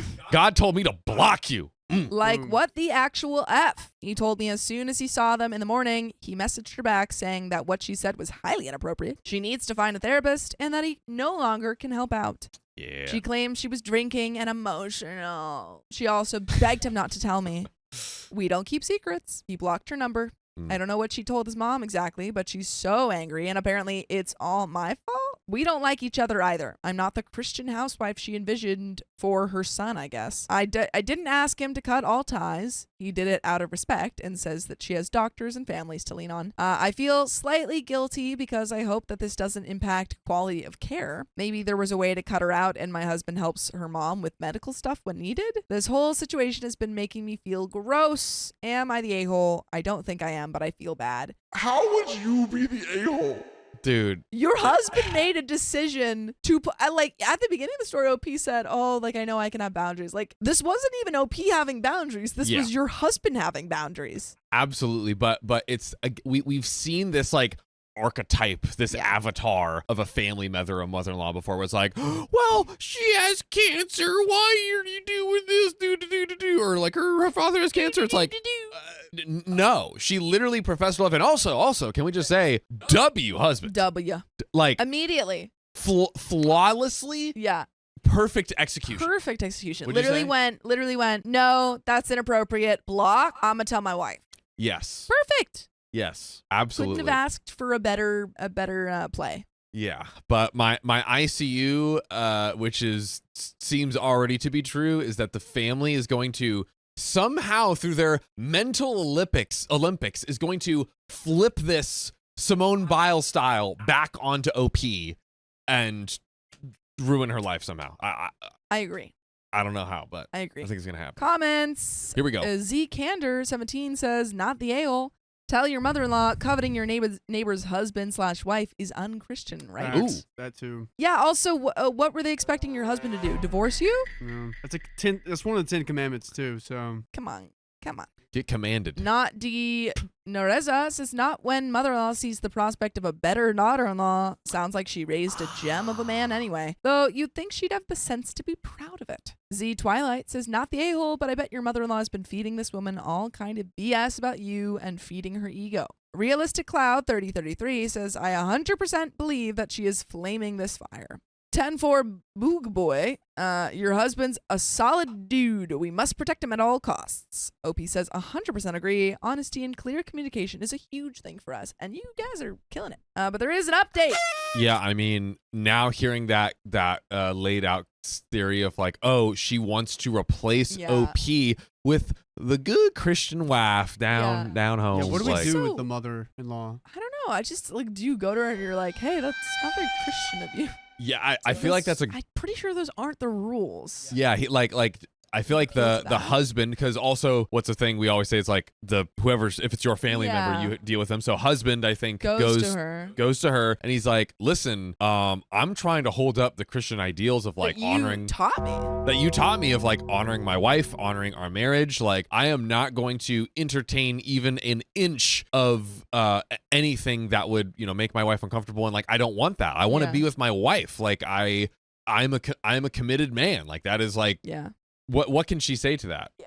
And I if mean, she she can say does say man. something crazy, then she's can't be reasoned with. Ooh, very true. Update. Here we go. I wanted to just post a quick update on our situation. My husband calls his mother to try to set clear boundaries. I am pretty sure she doesn't believe that boundaries apply to her and set things straight before they escalate more. Well, apparently that crazy train has already left the station. He Uh-oh. called her on speakerphone, which he told her while I was in the room. She lost her mind and demanded they have a private conversation. Let me talk without the speaker! Because this was a matter between family. He corrected her and Oh. let her know I am family. Let's go. That is right. She then went on a rant about how I was displaying abusive and controlling behavior. She claimed I was isolating him from his family like I did before. We went no contact with her once because of her bad behavior, and she blames me. And I guess has been holding on to that. Like, what the F? Also, I wonder, it was probably a lot of his decision about that too. I'm sure. Because he seems like a person who's very careful about his boundaries and is very good at upholding them. So I feel like he was 100%. probably like, I don't want to see my mom right now if she's going to Yeah. act like this. and mom is very good at destroying the boundaries like a bulldozer. Yep. I had to leave the room then because my anxiety was too much. He is the most calm and level-headed person I know, and he was starting to raise his voice. About 5 minutes later, he came into our bedroom where I was trying not to have an anxiety attack. He told me he let her know how disgusted he was with her behavior and how disappointed he is that she didn't learn her lesson about trying to interfere with our marriage. He also informed her that for an indefinite amount of time, he will be taking space from her. He told her not to try to contact me. I have her silenced already. Oh, one fun little fact that came out is that his mom and ex have been seeing a lot of each other. His mom has been helping with the kids while the ex's friend and her mom are dealing with medical stuff for her dad. Just to address a couple of things. Yes, I realize I have an amazing partner. I love this man so much. I regularly tell him and show him how much I love and appreciate him, so don't worry. The reason I thought I might be somewhat in the wrong is because I battled cancer in my early 20s. During that time, I had a boyfriend cheat on me with a good friend of mine because he was overwhelmed.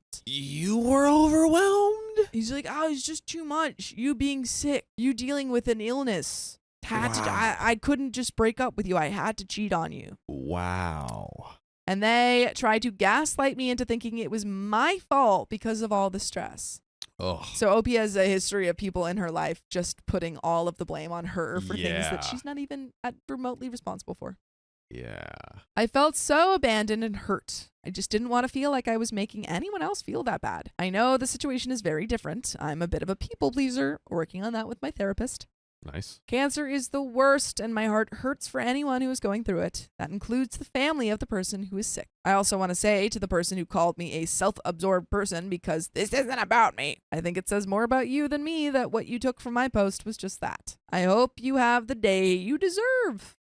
I like That's that. a fun phrase. I love that phrase. I've heard it a couple times. That's great. You don't have I don't to know say if I've anything. ever heard I that. hope you have the day that you deserve. That's great. Thanks to everyone else for the support and advice. I genuinely appreciate it. And there are some comments. Any thoughts though? I'm curious what our producer Riley has to say. Riley, if you were transported into husband's position, Bro, I'd be doing what he did. I love this approach. I'm glad that even though she may have failed as a mother, she at least created a young man that knows what's up. yeah, it's so funny how like the mom can be so crazy, but the person she raised is like phenomenal. Well, I think that's like, yeah, I think that is something that happens a lot with parents. On like a lesser extent, you can have parents who teach you to love everyone, and they're like, especially when you're in like a religious family, they're like, oh, you have to love everyone, support everyone, you know, be kind. And then their love is very conditional. Yeah, and it's like, and then you have the kids who are like much more loving and accepting, and then the parents are like, you shouldn't be doing that, and they're like, you taught me that. So it could be something like that. Sorry for following what you said. You told me to do that. Next time I will disagree with you to agree with you. Yeah, it's weird. Yeah, and you know she's not there because she's like, is she married, this mother-in-law? Because if she's out there hanging out with her ex and married. I think she was hanging out with the husband's ex. I see now. I see now. She's literally recruiting replacement wives. Yeah. That is literally what she's doing right now. She's got an entourage. Of Can we make a replacement 3-hour wives. compilation of that? Because I know we hit this subject at least once a week. Replacement wives? Yeah, like the mother-in-law is like, you actually need to get back with your ex. Yeah. Do it. Exactly. Okay, Let's run it up. I got you. Getting back with your replacement wives. 10 of the best replacement wives stories. Plum Major 2925 says, I read your old post to get familiar, and I'm laughing at your mother-in-law's reaction. She's upset you're not the ideal Christian wife. Well, that friend going after a married man is totally the Christian thing to do. Your husband is a good man. I wish I read more posts where the husband had as much of a backbone as yours does. You didn't do anything wrong. Opie says she's literally the worst. She's so judgmental and controlling. One of her favorite things to do is make comments and count how many drinks other people are having. Ugh. One day, I swear I would end up snapping and letting her know that her coffee cup she always has with her does not contain coffee.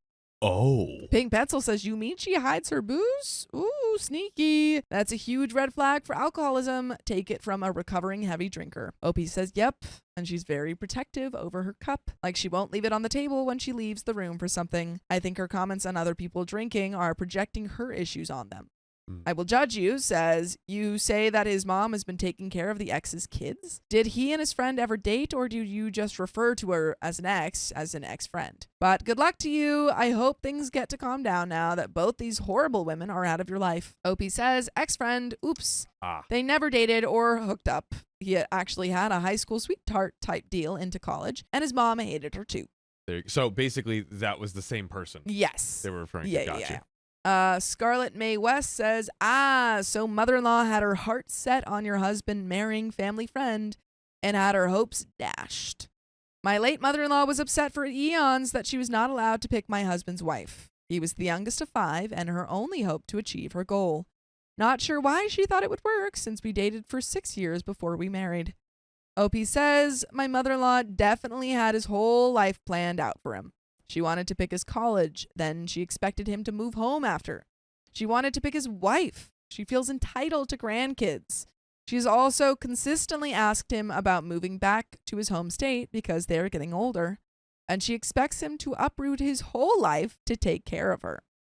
She has told her that it is absolutely not happening multiple times. He had recently started ending their phone calls if she brought it up. Why do these parents constantly think that their kids are just meat puppets to do whatever? Oh, you're gonna marry Sally, and you're gonna go to this school, and you're gonna do this, and it's like, well, how about I control your life? Yeah. So you're gonna marry this guy I found at the deli. Yep, Bob. Mom, what are you gonna do about that? You're gonna do that. Then you're going to work at the job I pick for you, pig trench cleaner. You're going to clean the trenches of pigs. How about that? Is that exciting? Mm-hmm. Is that fun? That's actually a Bible story. That one right there. Really? About the prodigal son. Dude, son. Look at me referencing things I didn't know I'm referencing. Yeah. Don't control people. Mm-mm. That's not the move. Or you're going to end up eating with the pigs. Oh, But then you get welcomed home with open arms. With a That's ring true. on your Pigs finger. are cute. Yeah. Mm. Classic. Patty Marvel says, weird question. Is he an only child? This pushy behavior of hers would make an iota of sense if she had no other children to glom onto. Opie says, yup, only child. She apparently had wanted multiple kids, but couldn't have any more. So he was her miracle baby. My mother-in-law did not want to adopt. She did not want to end up with anyone's problem child. Of course. So finding out we couldn't have / I couldn't have bio kids, I think was the final nail in the coffin for her. We are happily child-free, though. I would have totally been open to adoption if we had wanted kids. And that's the end of that story, I guess. Wow. It seems so like many cliffhangers. Yeah. Well, I mean, I think there isn't really a cliffhanger in this one. It seems like they cut off the mom. Yes. True. I feel like the decision point. was they ended that relationship with the mom because she was crossing boundaries. And now you have OP and her very cool husband running off into the sunset. Just living. Riley, what are you giggling about over there? Where are you John, giggling? there's so many cliffhangers. Sophia, no, there isn't. John, yeah. You're right. There aren't any cliffhangers. Well, there were cliffhangers in the other stories. Just I think in this one, it felt like a cliffhanger. I understand what you're saying. That wasn't like you're wrong. I just think in this one, if you go back to the end of the second update, it felt like a cliffhanger, guys. I don't think you were completely wrong. It did feel very sudden of an end. Just like he didn't even he just like said no. There's no more cliffhangers. Like with the drop of a hat. You're right. See, I am open-minded. I am an open-minded person. Strong opinions loosely held. Strong opinions loosely held. As Sam says. Oh, there we go. But that's the end of that story. Right. Do we have another one in this app? We sure do. My best friend gave her boyfriend permission to hook up with me. So now we got to get permission from OP, and then everything's fine, maybe, kind You know, of. they always say it's better to ask for forgiveness than permission. Not in this case. Not in this case, though. First and foremost, I am not down to read any poly shaming. That's not the point of this post. Polyamory is a valid dating and relationship model when done ethically, and I'm laying that down first and and foremost. I'll also lay it down that it's a lot more complicated. Yep. Any advice given that has the air of, but Polly is gross. Straight up, I'm going to keep on scrolling past and not take it in. By the way, this comes from user Throwaway Love Sucks, and if you want to submit your own stories, go to the r/OK Storytime subreddit. So, my best friend Cindy and I have known each other roughly 15 years and have been roommates for 5-ish years. Cindy is poly and has 2 partners, one that lives close by and one named Mark that lives in Oregon, which is pretty far from us. I knew Mark through mutual friends prior to him meeting Cindy, and we actually slept together a couple times back in like 2016. He's poly and I am monogamous, and we decided it wouldn't work between us, but we maintained being good friends because we get along really well. I introduced those two in 2017, admittedly under the he's poly, you're poly matchmaking attempt, and they hit it off. In 2019, Mark had to move to Oregon for work, but they have been making it work via long distance, and I am happy for them. So in 2020, I kinda lost my mind. I had to break up with a boyfriend who was in love with someone else. I realized I hated my job. I turned 30 and felt deeply unhappy with where my life was headed. So I decided it was best for me to start living. I quit my job, found a new one that made me happy, and I started to do solo hiking adventures. Oh my God, that just put anxiety in me so hard. Solo hiking? Solo hiking adventures. I mean, yeah. How to disappear in the woods 101. Go in there alone. When they're alone. I mentioned in a group chat that I always wanted to camp at Crater Lake National Park in Oregon, and Mark offered his place for me to stay at and offered to be my hiking buddy. He's into hiking as well. Cindy hates camping and hiking and nature, but was excited for us to have fun and even helped me plan the trip until 2 weeks ago. Out of nowhere, Cindy was as cold as ice to me. Oh. We take turns cooking, and suddenly on her nights to cook, she would only make one portion and leave me nothing.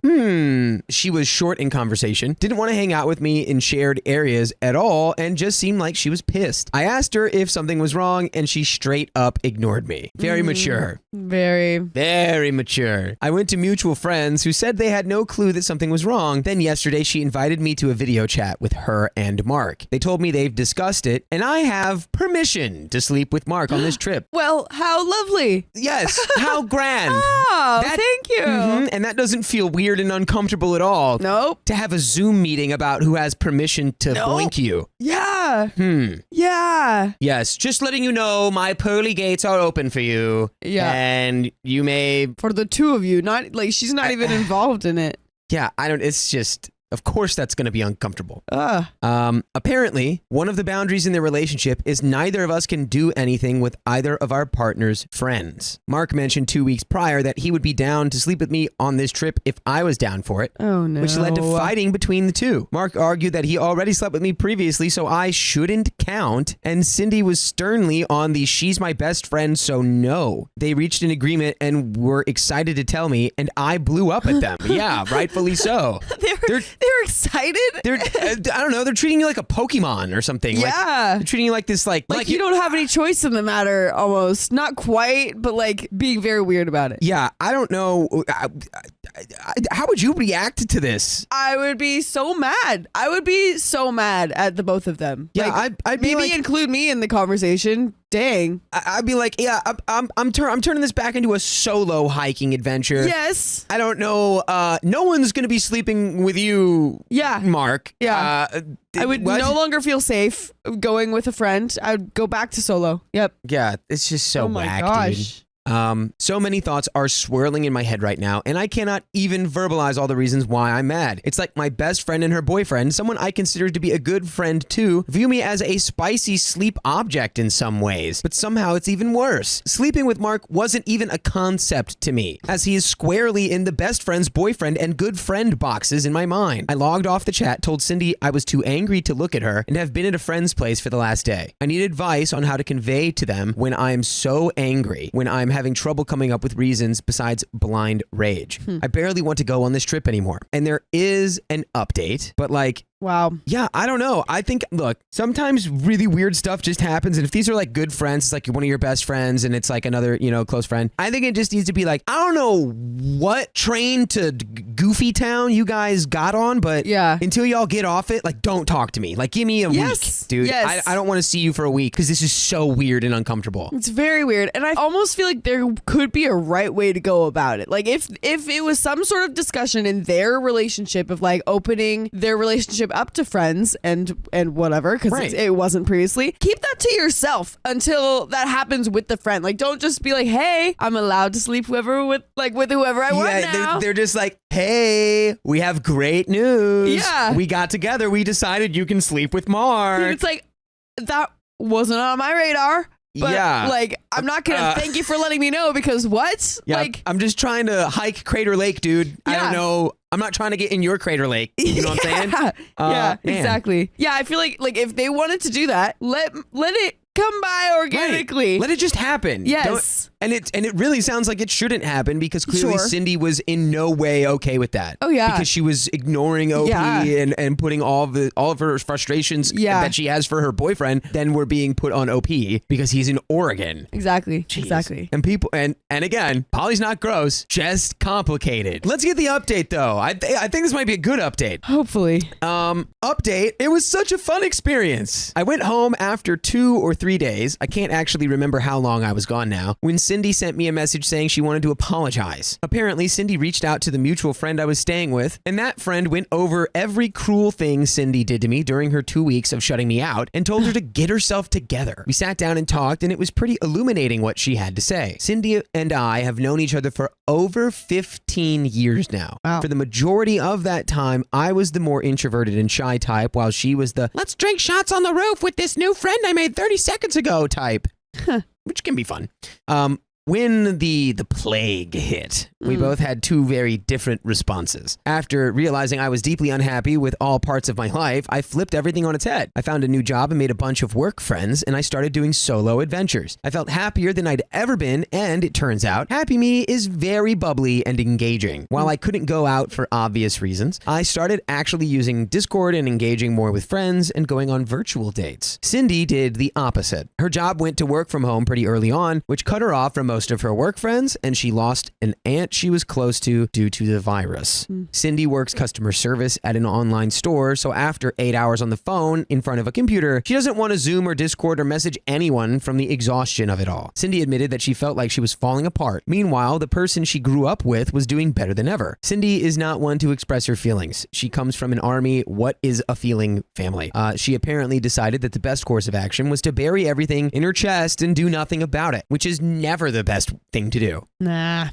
Then Mark asked her if he could sleep with me, and everything started leaking out. Cindy admitted that the rule of neither of us can do anything with either of our partner's friends is a bit more flexible than I originally thought, and is more of a please ask if I am cool with this before you flirt with my friend situation. Apparently, Cindy was cool with the concept of us sleeping together previously. Back in 2019, I was planning a trip to Seattle for the summer of 2020. Mark offered to join me, and we were planning on splitting a 2-bedroom Airbnb. It didn't happen for obvious reasons, but apparently Mark asked Cindy during the planning stage if he could even broach the topic with me, and she was cool with it. Mark, going off how she was previously cool with it, checked in again with her before he was planning on talking to me about it for the most recent trip, and that's when the blow up happened. Cindy apologized for how she treated me the past 2 weeks and admitted that she felt like she was failing at everything in her day-to-day life, and then felt like she was going to lose her boyfriend to me if something happened between us. I honestly feel like a crappy friend in some sense, because while I knew her depression was flaring up again, I didn't quite realize how deep she was in it despite living together. I did stand my ground on the fact that while her feelings are valid, the way she treated me wasn't, and that type of behavior cannot happen again. She agreed and even invited me to sit in on a session with her therapist. She was already going to cope with the feelings in regards to her very messy family, which I said I would after she had more solo time to process it.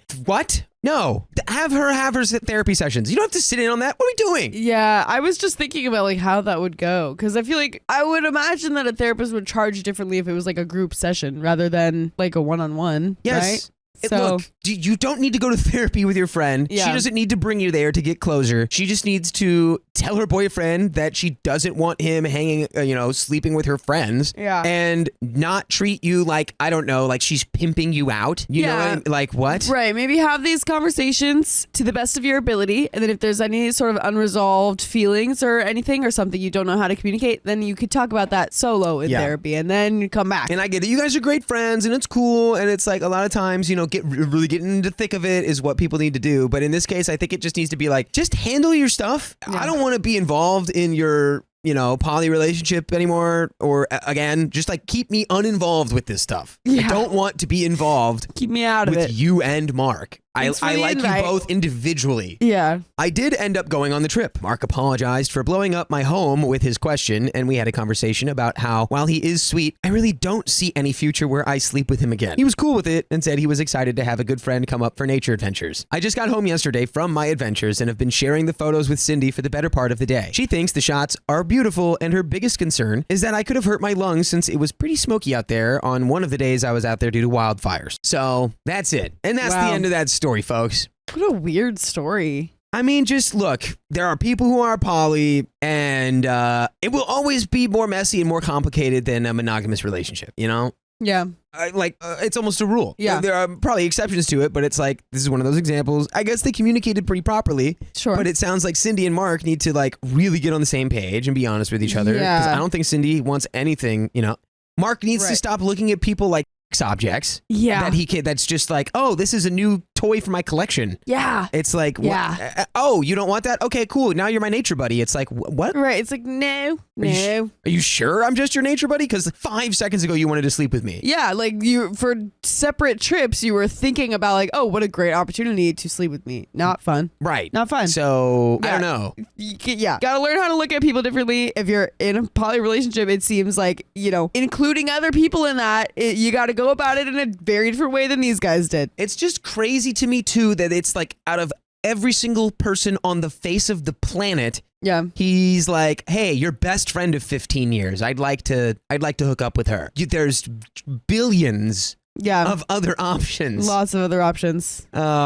Yeah. But anyway, that's the end of that story. My friend wants me to sleep on the couch, so I left. I am bedroom material, good sir. Ooh, I, female 29, and Josie, female 30, have been friends since high school. We live apart, but still keep in very regular contact. I was invited to stay with her and her husband, Leo, male 30, for a few days because their town was having a huge annual festival that we were all interested in attending. By the way, this comes from Throwaway LXLX, and if you want to submit your own stories, go to r/OK Storytime subreddit. Yeah. They had asked me to come early this year. Maybe a month or so before, they informed me that they invited some college friends to stay for the weekend as well. I was excited for this because I have only met their college friends a handful of times, and I know they are really close. The plan was for me to stay Thursday through Monday, and I should also preference that when Josie and Leo bought their home, I stayed with them for a month while I was in between jobs. This was many years ago now, but since it had been dubbed my room, it is still obviously not actually mine, but I have stayed in it every time I have visited them since. I drove 4 hours to their place on Thursday. When I arrived, their college friends were there already, and I was shocked to see that it wasn't just them. Josie and Leo had invited their friend Shane and his fiance, and their friend Sarah and her husband. How big is this house? Yeah, this sounds like a manor. Yeah,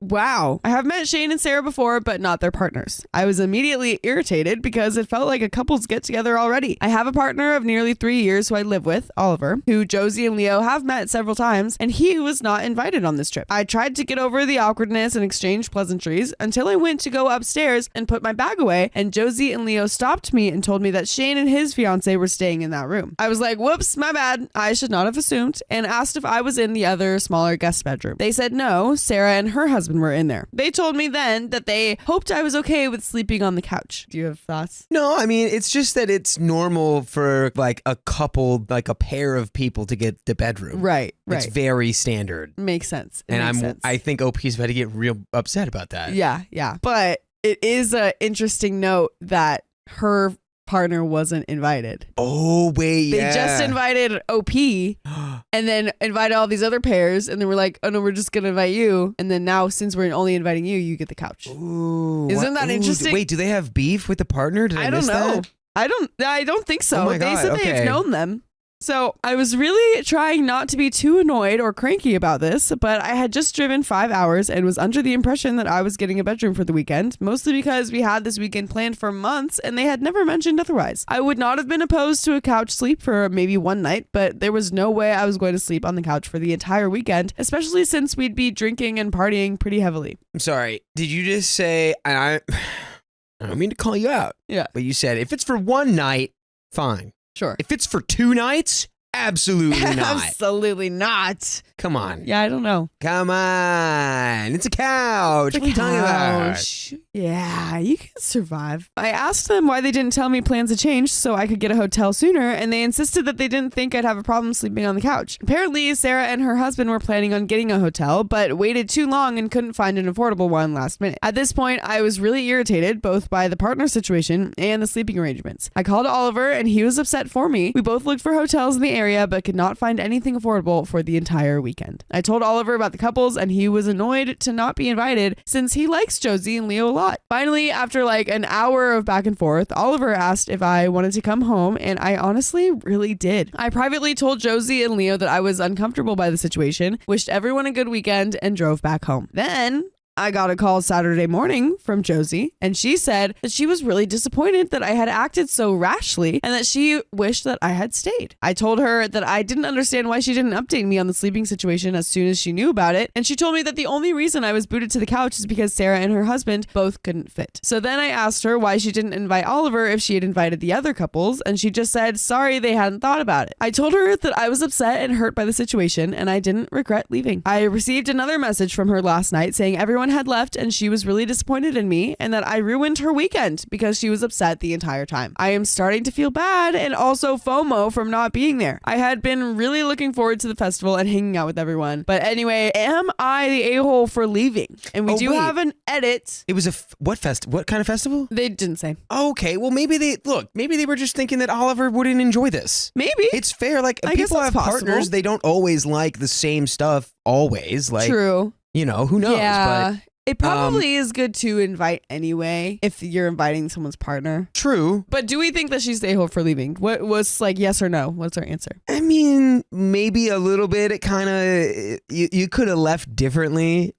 I think if you were just able to put it aside for a day and enjoy at least a day and then you can leave, then it makes it less like a little contentious. Yeah. Because now it's like this starts like a weird fight that could last for like who knows how long, where it's like, oh yeah, remember that weird thing she did, and it could like change dynamics and stuff, and it's like, just go enjoy a festival for a day. Yeah. You slept on the couch for one day. Don't do it for 2. You said that was your cutoff point. Yeah. But we do have an edit. As I am reading through the comments, I'm untangling some of the feelings that I was having. I am upset about being assigned to the couch, especially because it was last minute and I was not told beforehand. An entire weekend of partying with an uncomfortable sleeping arrangement and no privacy really sounded miserable. I'm not 22 anymore. She's 29. Boo. I would do that right now. I'm 29. Boo. Well, yeah. But I do think I am more upset about Oliver's exclusion and just didn't piece it together and really held on to the couch as an excuse. Yeah, okay, that makes more sense. That makes a lot more sense. I'm down with that. Yeah. Yes. Yeah. It really did feel like it was made into a couple's weekend, and somehow Oliver and I were excluded from that. I hated it immediately, feeling like the seventh wheel. Edit number 2, I did not know Shane and Sarah's partners were going to be there literally until I walked in and saw them. And there is a consensus from the comments, not the a-hole. Commenters point out the audacity. Comments by OP. I assumed I had a bed because the original plan was for me to have a bed. When we made the plans in January, we both confirmed that I would be staying in the guest room. Okay, so she didn't just assume. They talked about it. So now there's actual confirmation. There we go. I felt like there was like more that we weren't seeing, but that makes more sense. Shane and Sarah were added to the trip early in April, and it wasn't until Sarah and her husband informed them that they couldn't find a hotel, which to my understanding was like a week before the trip, that Josie moved around sleeping arrangements and didn't tell me. We have been friends for 15 years. I know they are good people. I hate that we are upset with each other. I would really love for us to move past this. When we made plans back in January, it stemmed from Josie and I seeing the event advertised and agreeing that it sounded fun. She invited me to come stay with her for the weekend. Her husband would be there, obviously, but it was definitely meant to be a girls' weekend, which we do at least once a year. I presented it to Oliver that way, and he told me to have fun. As far as I'm aware, at some point, Leo suggested inviting Shane, their college friend, which Josie told me about. She also mentioned that Sarah might be joining as well, since she heard about the event and was interested. At no point did Josie or Leo mention Shane and Sarah would be bringing their partners or that sleeping arrangements would change. I have met Shane and Sarah maybe 3 or 4 times in the last 7 years. I don't even have have their cell numbers, so I have no idea what happened between them and Josie and Leo planning wise. I knew Sarah was married, but I didn't know that Shane had just gotten engaged. So I was invited by Josie for somewhat of a girls' weekend, and then eventually Leo invited Shane, I assumed to have a guy friend and not to be a third wheel, and then Sarah too. The weekend just had the vibe of a bunch of friends getting together. I 100% would have invited Oliver or asked if he could come if I knew that Shane and Sarah were bringing their partners. The reason I mentioned my room is only because it had been established that I would be staying there early on in the planning. I know I am not entitled to the room, it is their house, and I would not have had any problem not staying in that room.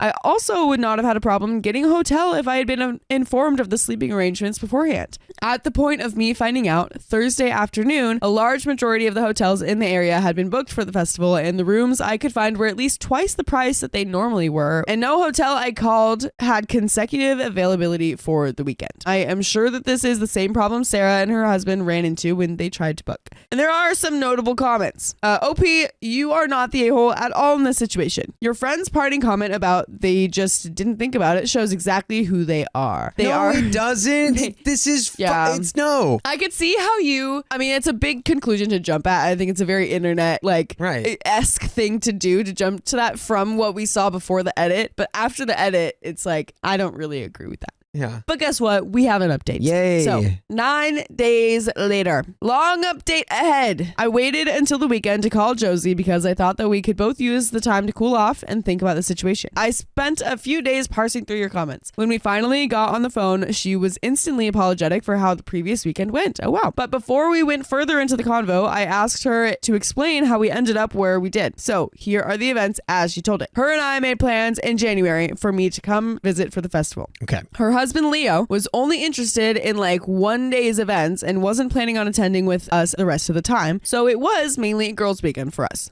Okay. Sometime in March, Leo mentioned the weekend to Shane, his college friend, who showed interest. Josie said that it was Leo's idea to invite Shane so he'd have someone to hang out with while she and I were busy with our plans. Josie and Leo told me at this point that Shane would be there for the weekend too. Okay, so we knew that another friend was going. Okay. Then I guess a couple of days after that, Sarah in the same college friend group heard about the event from Shane, and she and her husband decided to go as well. Josie at this point told me that their friend Sarah would also be in town for the festival. She did not tell me that Sarah was planning on staying at their house because they had originally planned on getting a hotel. Oh wow, so Josie was kind of bamboozled by Sarah. Yeah. Dang. Somewhere between Shane being added and the festival weekend, Shane proposed to his now fiance, oh wow, and then requested that she be added to the trip. Wow. This is so complicated. And you know what? None of this sounds like it has anything to do with OP and Oliver. Not at all. This Not is at all. Just all this other crazy stuff happening around the plans. Yeah. The Monday before the trip, Sarah and her husband called that they couldn't find an affordable hotel and asked if they could stay with Josie and Leo. When I asked Josie why she didn't just update me on the plans, she said she was feeling overwhelmed by all of the changes and worried that if I knew I'd be sleeping on the couch, I wouldn't come. I knew that just she'd be okay with it. It felt weird. I don't know. So that one does have something to do with you. That one does have its own little bit. She claimed that she and Leo looked for hotels for me, but also couldn't find anything affordable. She said she felt bad. She understood why I left, but she wished that I hadn't, and that she spent the entire weekend feeling awful. So she did apologize, and I also apologized for leaving abruptly without talking it out. I also felt overwhelmed by the situation, especially because I barely know Shane and Sarah, let alone their partners. That's the simplified version of that problem. Well, and you know what? If what's the host's name? Josie. Yeah. Josie and her husband could have just been like, well, we'll sleep on the couch. That's a great idea. idea. That concerned, if you're like, oh, I feel terrible about it. It's like, well, give her your bed. Right. Get an air mattress or something. Yeah, you can get a sleeping pad. Yeah. There's solutions. Yeah. You live here. Yeah. You've had months to figure it out. Man. And a week is plenty of time to get an air mattress. Yeah. Now, I also asked why they hadn't thought to invite Oliver. I said that I understood plans changed pretty fast, but there was a decent chunk of time where she knew all the couples would at least be at the festival, and she could have at least extended the invite. I said I wasn't buying the excuse that they forgot, especially since she just explained that she was kind of purposefully keeping me in the dark in the hopes that I wouldn't cancel. Josie admitted that the last time all 4 of us were together, which was last September, Oliver made a pass at Leo, and that made Leo really uncomfortable. What? What? Oh my gosh, this is like a whole nother plot line invited into the chat. Oh my gosh. Oliver wants Leo? What? Crazy. No, wait, hold on. What? All right, let's get into that. It was a night we had all been out drinking, and according to Leo, somehow the conversation got around to the topic of Oliver's he's bi. And Leo made a comment about never having any spicy interaction with men, to which Oliver responded, well, if you ever wanted to change that, let me know. I got off the phone to talk to Oliver. I know that he would never cheat on me and that he probably meant it as a joke. Oliver said that he remembered the night and said that it was just a joke because he could tell Leo was uncomfortable with Oliver's past dating men and that he didn't think Leo took him seriously. Oh wow, so he was like, I spot I'm gonna start to flirt with him to make him uncomfortable. I mean, what? Yeah, I kind of get that. Whatever. I'm not gonna lie. I kind of get that. Hey. He offered to call Leo and smooth it over himself, but I told him to hold off because I didn't want to make the situation worse. I just told Josie privately that Oliver didn't mean to make Leo uncomfortable and that he was sorry, and she said that she'd tell Leo that. By the way, what I will always tell you forever until the day I pass away is that you can go to Spotify, Apple Podcasts, iHeartRadio, whatever your favorite podcast app is, and search OK Storytime. Because you know what you're going to find there? You're going to find full episodes of stories just like this. Just like it. Over 2,000 of them. So freaking many, dude. But wow, there is still a little bit more to the story. My brain feels like alphabet soup with all of these names running around. I agree. There's a lot of name going on here. It's literally a child's eating alphabet soup, mixing around all the numbers, and everything's floating everywhere. Yeah. That's my brain I'm sticking, in terms of my take, I'm sticking to the oldie but goodie. Just don't take it personally. Don't take Leo, it personally. Don't take that thing. Yeah. If you wouldn't have taken that personally, Oliver was just messing around. And now you're like, oh, Oliver wants me. He's like, no, he doesn't. It's just a joke. I would wish, though, I think if I was in OP's situation, I would wish that my friend of 15 years would like tell me for real. Like, if something like that is actually a real concern, that should be something that should be discussed. Right. You Especially if it's my partner. If you said it back in September, you could have just talked it out immediately and been like, oh, no, that was a joke. Yeah. You didn't have to be uncomfortable about that for months and months. Instead of, purposefully not inviting him to something that everyone is part of. Like, you can talk about it. If I have a friend for 15 years, I would hope that they would be able to talk to me about that stuff. And that's giving me some serious vibes then from Leo to take it so seriously that he's like, and I don't think that guy should ever come around again because he wants to touch my butt. Yeah, I wonder, like, I really wonder. It's so scary. I could see how he would take it really seriously if he's homophobic.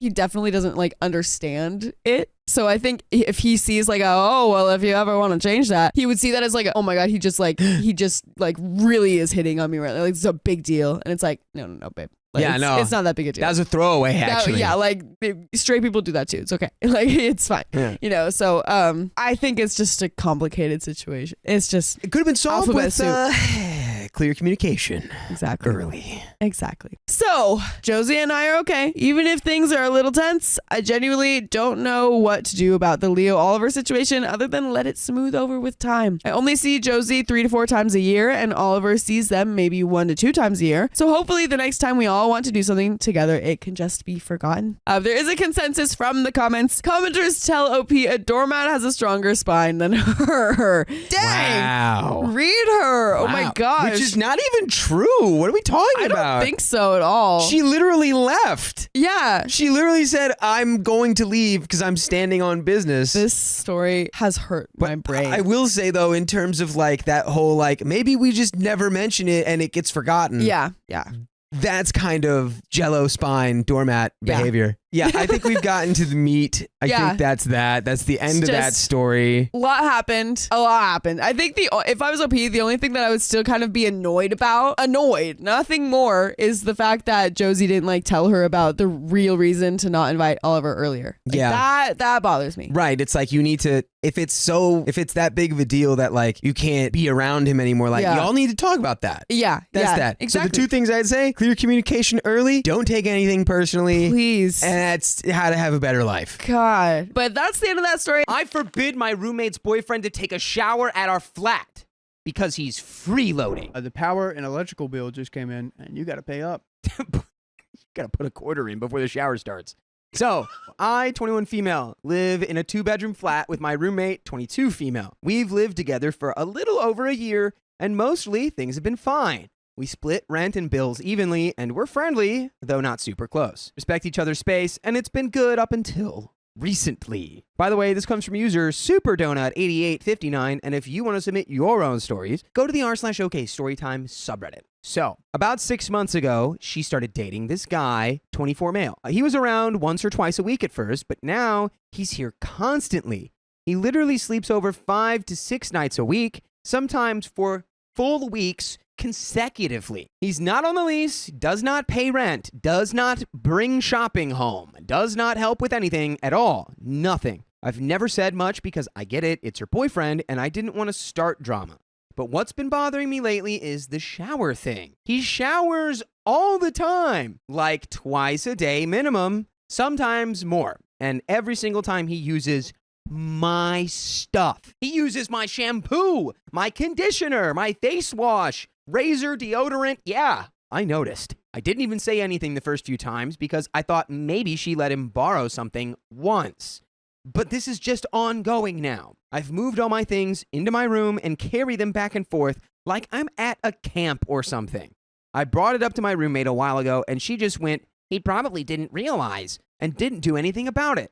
Last week, I finally said something more direct and told her I wasn't comfortable with him showering here constantly, especially since he doesn't live here, doesn't contribute anything, and uses my stuff. I told her I'd feel different if he at least bought his own stuff or chipped in somehow. She got super annoyed and said he doesn't have any money right now, so it's not like he can buy his own things, and that I was being cold and controlling. She told me I was overreacting and that it's just hygiene. Well, he can use your products, babe. What are we doing? I snapped and said it's not about hygiene, it's about boundaries and respect. For what it's worth, I wouldn't have even minded grabbing him some basics if she just asked, but she didn't, and neither did he.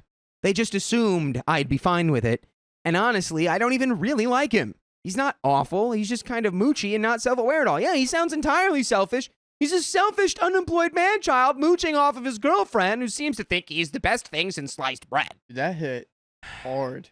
Thank you. Where'd this come from? That was a full thought. It's come from. I usually don't. Getting it Mike's Oh my way. God, he's getting it He's Mike's way. He's making it Mike's way. Front row in the splash zone for Mike's way. So, maybe I'm being harsh because I already find him annoying? No, he's stealing your toiletries. Now my roommate's barely speaking to me and told one of our mutual friends that I'm being weirdly territorial and passive-aggressive over a guy taking a quick shower. I don't know, part of me feels bad because he is broke, and maybe I'm being too harsh, but I also feel like I'm being walked over in my own home. I need unbiased advice. Am I the a-hole? There's an update. Apparently there were some comments telling OP to talk to the landlord since the guests aren't allowed to stay over, and that would solve the problem. However, you know, now you're going to have to live with that roommate, and it's like, it's going to be that. I think you just need to go, look, if he's going to literally live here, I'm paying his water bill, I'm paying his electric bill, he's eating our food, he's using my shampoo, he's going to have to pay something. And if he can't pay anything, he can't stay here like he's a roommate. Yeah, or you're going to have to cover him. He needs to get a job. Yeah. Or whatever's keeping him from making money. So I go and visit Angie's parents from time to time, and I stay like on their couch over the weekends. Kind of feel bad, but what I do to like help out with that is like I'll cook dinner or I'll clean up whenever I can. I usually cook dinner every other week I'm there. Like I made steaks last time I was there with my like marinade. Remember those steaks I made you guys? Oh, yeah. Yeah, I made those steaks. And That's some good meat right there. And I made potatoes and stuff. Or like I'll make something quick for them. I try to keep up and be tidy and stuff like I'm not a big you're deal. being a good guest. I'm trying. The most you can do is be a good guest. This guy doesn't care about being a good guest. Yeah. He doesn't care about, it doesn't even sound like he cares about his girlfriend. It's just convenient. We do have an update. I ended up having another conversation with my roommate after she got home. Mostly because I couldn't keep walking around like everything's fine when it's really not. And the comments I read from my previous post helped me to really come to that conclusion. I told her as calmly as I could that this situation is seriously getting to me. I get it that she's in love, but I'm not just some side character in her life who has to deal with the boyfriend constantly being in our home. I told her flat out that it's been months now of him basically living here, eating, showering, lounging around, sleeping over 5 to 6 nights a week, and it's crossing the line. She just kind of blinked at me and said I was being heartless. Literally said those exact words. She said I had no compassion for her relationship or for him or the fact he had barely any money and needed somewhere to stay most days and needed food. She accused me of being dramatic and of caring more about shampoo than a person who means the world to her. And I just snapped. I told her this isn't about shampoo. It's about the fact that her boyfriend, who doesn't pay rent, contribute to bills, and isn't even on the lease, has been using all of my personal stuff for months without asking. Literally never asked. Not once. And neither did she. He just started helping himself to my shampoo, my conditioner, my razor, my face wash, and my deodorant like I'm running a free hotel and he's a guest. And the worst part is he barely even talks to me. This man's been living in my space for months, and I swear we've had maybe 2 conversations ever. Oh my, That's what? so freaking cringe, dude. Anyone that ever stays at my house must and should be okay with all the roommates here. Angie, like whenever I invited her to like a potluck, I want to see how she vibes with my friends and stuff. I'm not cool with anyone that just doesn't talk to me here. Like if you're in my space, how's it been? How's the parents? How's the work going? How you hanging? Yeah, it's off to the left. Nice. Slide to the left. Half the time, he doesn't even say hi when he walks in the door and just walks straight past me like I'm invisible and hops in the shower with my products like it's no big deal. So I can't believe I've had to put up with it for this long. I told her if either of them had asked even just once, I probably would have been chill about it. Like, yeah, he's broke. I get it because times are hard. I would have even offered to grab him a few basics if he was short on cash, but no one said anything. They just silently decided it was okay for him to mooch off me and my stuff and my space without so much as a conversation, like I don't get a say in any of this. She got super defensive, like arms crossed and a full-on attitude, and said something like, well, he's my boyfriend and I'm allowed to have him over. It's my home too. And I said, yeah, you are allowed to have him over, but let's not pretend like he's just here sometimes. He's always here. He's been here more nights than not for the past few months, and when he's not sleeping over, he's still around. He's basically moved in without actually moving in, and if he's going to act like he lives here, then he needs to contribute like he lives here. There we go. And by the way, girly pop, actually, it's not cool for your boyfriend to live there because that goes against the agreement you signed in your lease. Yo! So, like, quite literally from a legal position, it's actually not cool. What? From like a person-to-person situation, it's like, yeah, realistically, no one's going to just have an issue unless there is one. And there is one. Can you sue? He's stealing all her stuff. Can you sue? No, but you could definitely like report it and then she'd be, but you know, that's a headache for everyone. You don't want to have to do that. Yeah, pull out the rental everyone's agreement. got a headache. Yeah, you're poison tonic. Pull out the rental agreement. I ain't concerned. But I mean, I'd be like, dude, you literally can't do this. I'm letting you do this. So you, again, need to understand what's going on here. But every time OP brings up boundaries, she's like, well, I don't like that. I don't like that. I'd have to change. So my roommate just rolled her eyes at all of that and said, and I quote, get used to it. He's my boyfriend. And as I said before, he has barely any money, so wouldn't be able to contribute anything. And that was it for me. I've been so patient. I've tried to be understanding. I've given them the benefit of the doubt over and over again. But at this point, I feel completely disrespected and walked over in my own home. I've realized I'm not overreacting. I'm reacting to months of not being heard and being treated like I don't matter. I'm calling our landlord tomorrow morning. I'm going to explain that this guy has effectively moved in and he's been staying here for weeks on end using amenities, taking up space, and not paying a single penny towards rent or bills. And if he's going to keep staying here, he needs to start paying his share. I did not want it to come to this, but I'm not going to keep carrying the weight of a third person in this flat just because my roommate's in a relationship. She made it clear she's not going to do anything about it, so now I have to. Thank you for your responses on the previous post. It really helped me come to terms with the situation. And we've got a second Two things. update. Two things here right now. One, make sure the landlord is watching whenever they move out. Two, have probably some tall guy friends or guy friends there that look muscular in some way, shape, or form. Intimidating. We're looking for that. To make sure everything goes peaceful as they can, because I'm afraid, hey, I just called the landlord on you and told you and your hootsy-pootsy girlfriend to get out of my place. Ha ha ha. they're probably gonna like. You can't do anything about hoopsie poopsie. They're probably gonna like take a baseball bat to your TV or like your aquarium or like anything that you have that's valuable. Your aquarium. OP's a fishmonger. Yeah. Update 2. Thank you guys for all of your help and comments on my prior post. And yes, if you can tell, I've taken on board the advice about paragraphs and capitalization. Sorry, I'm so used to typing with no. Okay, blah, blah, blah. Okay, this morning, I spoke to my landlord. I was so anxious before calling because I didn't want to feel like I was like tattling or trying to blow things up, but I also knew I couldn't ignore it any longer.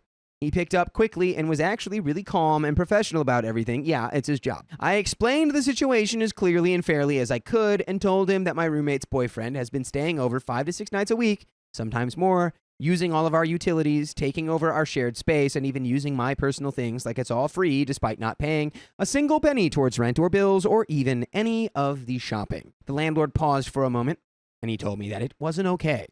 He told me that technically under the lease agreement, guests are allowed for short stays, like an occasional overnight or a weekend, but then said that's very different from someone else effectively living in the flat, and that if someone is staying over more than a couple of nights a week on a consistent basis, that counts as an unofficial tenant. He said that if my roommate wants him there full time, he needs to be added to the lease and start contributing to rent and bills immediately. Otherwise, he said her boyfriend will have to seriously cut back on how often he's staying over, and if my roommate refuses to cooperate or tries to keep things as they are, it could result in her being in breach of the lease agreement. He said she could face consequences, including possible eviction if this continues without resolution. That honestly shook me a little bit, but also validated that I'm not overreacting. Now, on to the awkward part. A few hours ago, at around 5 p.m., her boyfriend showed up again. As he came in and went to walk past me like usual, I stopped him and said I needed to talk to him. Uh-oh. He looked caught off guard and kind of gave me that fake confused, about what expression. But I stood firm, and I said I just needed to clear the air. I told him I had noticed he's been staying here constantly, using all my stuff, such as my shampoo and my face wash and my razor. Yes, I get a new razor the same day I noticed he was using mine. A deodorant, all of it, without ever asking. I said I was really uncomfortable with it, especially since he's not on the lease or contributing anything. I would be uncomfortable even if he was on the lease and contributing stuff. Yeah. That's my stuff. Also, I'd be uncomfortable having him in my house, not talking to me. Yes, well, you don't talk to me. You use my bathroom supplies like we're siblings or something. When you don't even, you stop. Yeah, this is kind of weird. Also, if this is the first time you have approached this guy to say this, you waited a little longer than I think you should have. I get it. Not everyone's good at confrontation. Getting ahead of it's always better than letting it linger. So that's when he got defensive. He didn't yell or anything, but his tone immediately turned snappy and kind of guilt-trippy. He said something like he was sorry he didn't have somewhere else to go right now and that he was in a deep place. He then said that he wasn't trying to make my life hard and that he was just trying to survive. Then he launched into this whole monologue about how he's unemployed, struggling with his mental health, and that his family all cut him off and he can barely afford food, let alone shampoo, and how my attitude is just another example of people turning their backs on someone who's already at rock bottom. You're moving into rock bottom, dude. You signed a lease. You know what I'm saying to this guy? Yeah. Cowboy up, dude. Oh, I'm unemployed and my feelings are hurt and my family turned their backs on me. It's like, gee, was it because you've been unemployed and you won't get a job? That's just a shot in the dark. He said he has some mental health issues. He might like struggle with like relating to people and stuff. Would you say cowboy up to that part if that was the case? Yes. But Okay. cowboying up for your mental health doesn't just look like gritting your teeth. Cowboying up for your Yeah. mental health looks like getting into therapy. Looks like taking actionable steps I don't think to he better can't yourself. afford therapy though. That Listen is to true. Yeah, but you got to cowboy up, dude. He even asked if I think he wants to be in this position or if I think he feels good about the way he lives. Like I was supposed to feel guilty for bringing it up. I stayed calm and told him that I wasn't trying to kick him while he's down and that if he had just asked me, There we go. I probably would have said yes and I might have even bought him some basics. But he didn't ask, and he just started helping himself like it was owed to him. Exactly. He didn't really have a response to that other than shrugging and muttering that I didn't really think that was a big deal, and that my roommate told him it was fine. I said it is a big deal to me. This is also my home, and he has been treating it like a free house that he's allowed to live in, and that's not sustainable anymore. I told him my landlord's going to get involved now, and things will have to change. Either he gets added to the lease and starts paying his share, or he stops staying over all the Yeah. time. Yeah. And if neither of those happen, my roommate could end up being evicted. He got quiet after that, gave me some sort of annoyed half apology, and went into her room. Honestly, I think he was more embarrassed than anything. You had to put your foot down. I know your roommate's going to be mad at you, but you had to say something because you were going to kind of keep letting this happen if you didn't. Exactly. Like you said, it's unsustainable. Something has to change. However, I'm not backing down now because I've done my part and I've been patient. I've communicated like an adult. So what happens next is on them. No word yet from my roommate after her convo with the landlord, which I assume happened, as my landlord doesn't usually say stuff and not follow through with it. And she still hasn't come back home, which leads me to the belief that she's furious. That said, I'm done prioritizing her comfort over my own peace of mind, as I've been more than fair. I will update again if and when my roommate says anything to me. Also, I have officially locked my shower stuff away, and the snacks that I had previously bought, which were my snacks, I bought with my money. I went to Argos this morning and got one of those little lockable storage boxes and slid it under my bed, as some of you suggested. I made a very unique 4-digit code for it, too. So hopefully my roommate's boyfriend doesn't go to the extreme of trying to open and snoop through a locked box. Thank you so much for all of your comments and constructive criticism of my non-capitals and paragraphs, but hopefully this one's easier to read, and we have a third update. Lay it on me, big fella. I think let's go ahead and get into it. Thank you all for the blah, blah, blah, blah, blah, blah, blah. Okay, I'm hoping this will all blow over soon, as confrontation is not my thing in general, and this is a situation I really don't want to be in, as I don't want to be the reason someone who's already struggling ends up on the streets. But you wouldn't be, really? And before I get into the latest update, I did see a comment asking why I didn't just ask her why he doesn't use her stuff, and the answer is because he already does. He uses both of our stuff whenever he feels like it, but for some reason it's mostly mine he grabs. Anyways, my roommate came home about an hour ago, just before 12 p.m., and it was obvious from the second she walked through the door that she was furious. She slammed the front door shut, slammed her keys a little too hard on the side table, and threw her bag down. I was in the living room at the time, and the energy shift was instant. I waited a moment and then came out from the living room, said hello, and asked, as gently as I could, if everything was okay. She didn't answer right away and just stood there with her jaw clenched before blurting out that she couldn't believe I actually called our landlord. Dang, you couldn't believe I did the thing I told you was going to happen if you didn't do the thing I asked you to do? Come on, this was on you, man. Come on. Yeah. And then she asked me why I was being so dramatic. I stayed calm and said that I had already told her I was going to do this if nothing changed, and that I did not go behind her back. She gave this bitter laugh and said something along the lines of, yeah, well now, thanks to that, our landlord told me, in no uncertain terms, that boyfriend's name is not allowed to stay more than 2 nights a week anymore unless he starts paying rent. She was absolutely livid. Wouldn't the other solution have just been easier? Yeah, like, hey, you could buy some groceries or stop using my stuff. Yeah. That's it. I mean, she gave you out, but you didn't take it, so. You know what's really bad for your mental health? A lot of times? Not having a dog. Being unemployed, dude. Oh, yeah, that. Is not good for your mental. It can really get at you, especially if it's been months. Yeah. And you're all just living like a mooch. You're going to feel pretty bad. I don't think I've ever felt that feeling. Because you're such a hard worker, dude. She was absolutely livid. She asked me if I even understood what that meant. And then she said, he literally has nowhere else to go right now, and he's been staying here because he doesn't have a home. Not because they were trying to take advantage of me or something. She kept telling me he was struggling and would have no money to pay rent or bills, and now what? Is he supposed to just wander the earth in the cold at night and freeze to while you, and I quote, sleep soundly knowing your shampoo's safe and sound? That last line was so sarcastic, it would have been funny if it wasn't so frustrating and guilt-tripping. I took a deep breath and said that it was not about the shampoo. It was about how he's been here constantly, like literally living here without ever being asked to contribute anything, and literally had barely even acknowledged me, ever. I mentioned that I tried to talk to her about it twice, and she blew it off both times. What else was I supposed to do? She crossed her arms and looked at me like I was the most cold-hearted person alive. She told me he was her boyfriend, and of course she would want him here, that he's going through so much, and now I've made it so he feels completely unwelcome, which he is. He's unwelcome now. Yeah. He has made himself unwelcome. Once you overstay your welcome, it's really hard to get back into the welcome stage. You got to do a lot. Honestly, one cooked good meal away from getting back into the welcome stage is actually not that hard. I think so. A nice apology, some flowers, and a nice cooked meal. Right, You're back brother, in there 'cause like, people can And then he change. does like the bacon and dishes. cheese. Yeah, he does some chores. Yeah, dude. Study with Haru says, has the boyfriend said anything about him looking for jobs? I don't think so. Literally, no. Like, No. he won't. He won't. That's the thing. I get it. Mental health. Hey, mental health's mental health. But if Yeah. your mental health means you can't get a job, you got to get disability. You got to get whatever resources you can get from the state or the government. Wherever you're at, they exist. So, and then if you're not doing that, that tells me that's not really what this is about, is it? So she told me his family just cut him off one day with no reason, and all of his friends stopped talking to him too, and apparently treated him awfully.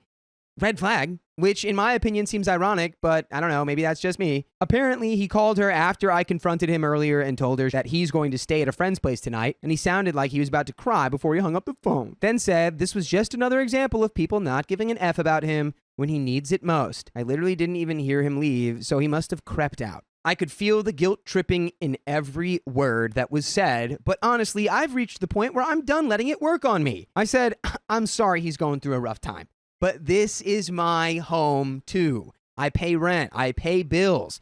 I keep this place going just like she does. I'm not an extra in her relationship. She brought someone into this space without asking, let him treat it like it's his, and didn't lift a finger when it started affecting me. That's not okay. And she went quiet after that, still clearly annoyed, but with nothing left to say that wouldn't sound like more of the same. After a few seconds, she just said, I hope you're happy. Walked off into her room, slamming the door behind her. When one door closes, another door opens, like the door you can open to listen to full episodes with stories just like this. That door is on Spotify. It's on Apple Podcasts, iHeartRadio, YouTube. Wherever you listen to podcasts, just search OK Storytime, and you can listen to every episode, over 2,000 of them. Wow. Do you have any closing thoughts here, Riley? Dude, you just got to... Key on? Honestly, you saw your true colors of your roommate. I say, you got this going, and then probably try and figure out how to get out of a lease with her, because this just ain't going to work out unless she gets un-matized. She understands what she's going through, and you can go from there. And that's crazy. I think that's what you need to do. You need to help hypnotize her from out of that. Now it's a hostile environment. You walk into your house, your apartment, whatever, and you're stressed out. You go straight to your room, and you can't actually enjoy your home. Yeah. At this point, do you pack your things up and move out and just get your own place? We're at the end here. Let's finish it off. I'm not happy. I didn't want it to come to this, but I am also not sorry. I've been way more patient than I should have been, and I've tried to handle this like an adult. I don't think her boyfriend feeling unwelcome is because I'm cruel. It's because they've both acted like the rules don't apply to them, and that is not my fault. So I guess this is where things stand for now. Tense, awkward, and probably about to get worse before they get better. But I feel like I can see the horizon of no more stolen shampoo, and hopefully this will all be over soon. Thank you for all of your comments. Mean a lot to me. Because everyone sided with you. You were not the crazy I'm person. sure, yeah. And that's the end of that story. I want to know a little bit more about OP. Do you have friends that you could reach out to? Do you have things that you can do, like resources that you can take? I don't know. I think you got to get out of this. My boyfriend accused me of stealing his money, but I didn't. Well, who did? My boyfriend is accusing me of stealing his money, and even if he does find it later, would it be stupid to still break up? By the way, this comes from Reddit user 89, and if you want to spin your own stories, go to the r/OK Storytime subreddit. So, earlier today, him and I stopped by the bank, and he had to withdraw money for his employees. I'm still sitting in the car playing with my phone and PJs when he sits down. All I remember is that he takes it out of the envelope, fans it out, puts it back in. And I don't know where he puts it afterwards because I was on my phone and just glanced at him for a second. Tonight, he apparently went in to look for it and it wasn't there. And he calls me asking where it is. He says he puts it in the console in the middle of his car and claims I saw it there. I keep saying no and I tell him he misplaced it, but he says he swears he knows where it was. And I was the only one that knew. Then later, I find out that his brother also knew he had it in his car because he told him. On top of that, I even find out he gives his brother the spare keys to his car. He had all day to take it. I was never alone, so I didn't have a second to. We got a little mystery on our hands. A little whodunit. Ooh. Who do you think did it? Right off the top. I think probably the brother. Brother? Yeah, I mean, OPs are, unless she's an unreliable narrator.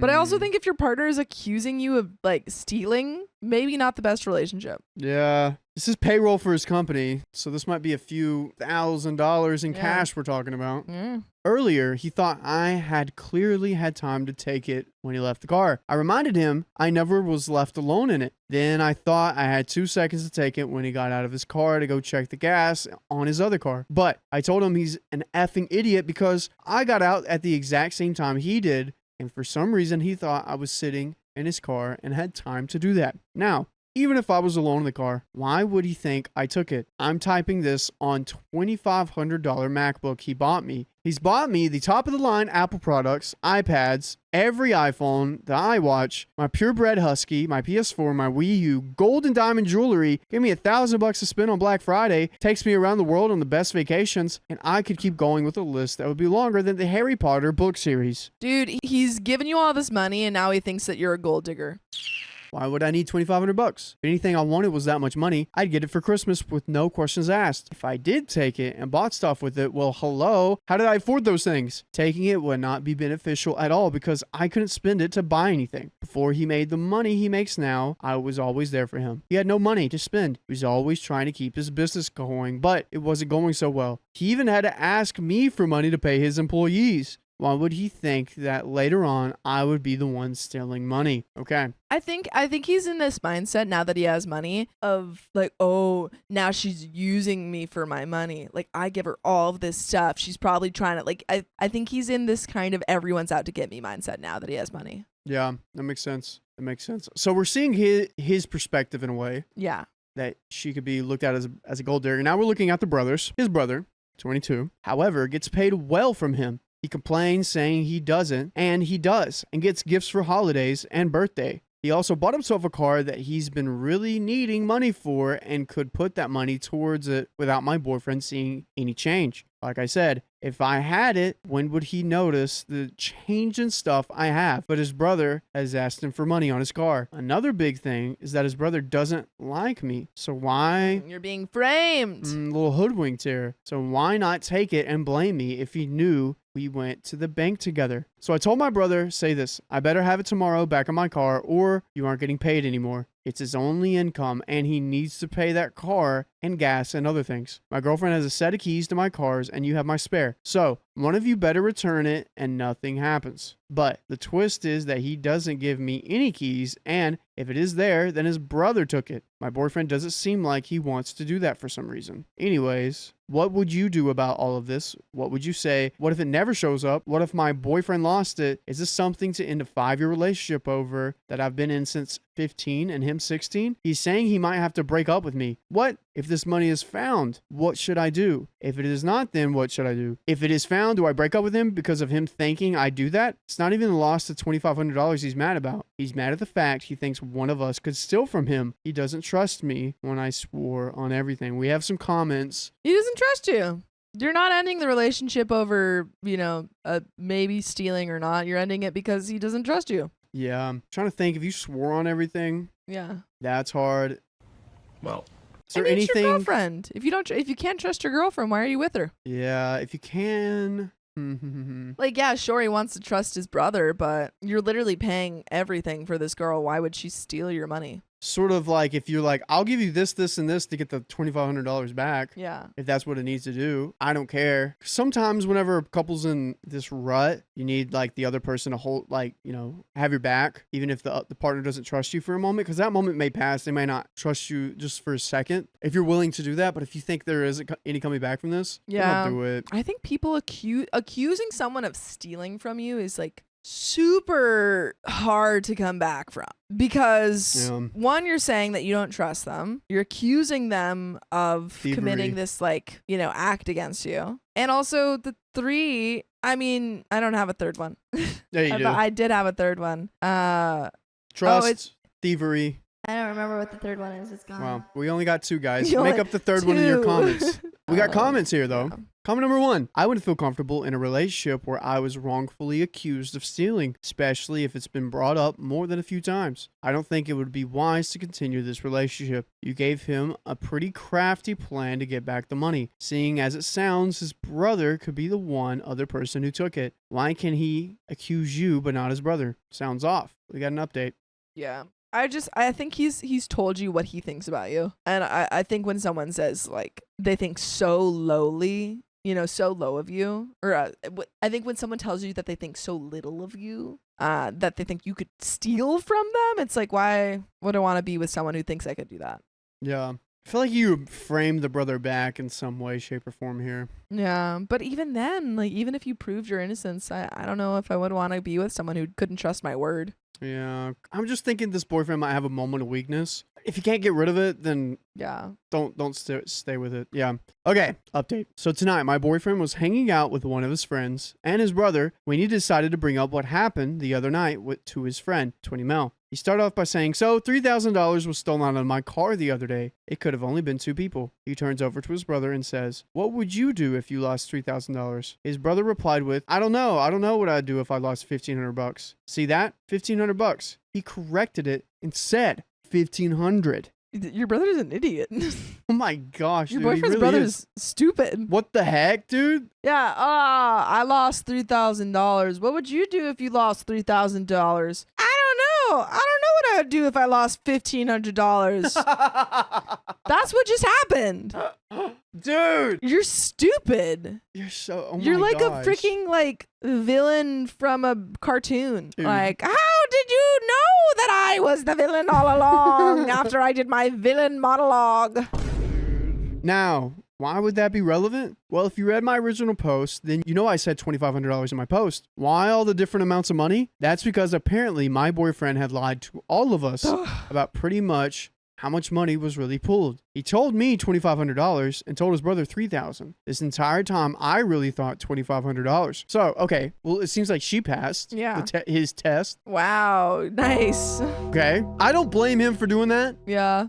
But now we know who the culprit is. Yeah. It worked. It worked. No one knew how much money was actually in the envelope. My boyfriend called me tonight very upset and angry because the moment he said that, he knew it had to be him. He was planning on that slip up to happen and he got lucky. Criminals wouldn't be criminals if they were smart, now would they? Nobody What? but the person. That doesn't make sense. Oh, I guess because they got caught. Yeah. I don't like that. I don't know. If you read some criminals, it's like, Some oh, criminals you are could've- stupid, but like, Well, that's a separate issue though. yeah, that's a separate issue. I read something that like 51% of criminals who commit murder actually are caught. So the 49% of them are stupid for getting caught, wouldn't you say? Some criminals turn themselves in because of a moral. Moral thing, but when you say they're like stupid for getting caught, if it's a coin flip, wouldn't you say one half of the murderers are smarter than the other half? Or is it? But there are dumb crimes. I have a whole book of Of them. course, yeah, Dude, absolutely. I have a book. It's called Weird But True, but Crimes Edition. And on the cover of it was Catawba County, North Carolina. And it was like the county over next to me. And that was the cover of it. Dang. And it was the stupidest crime in the book.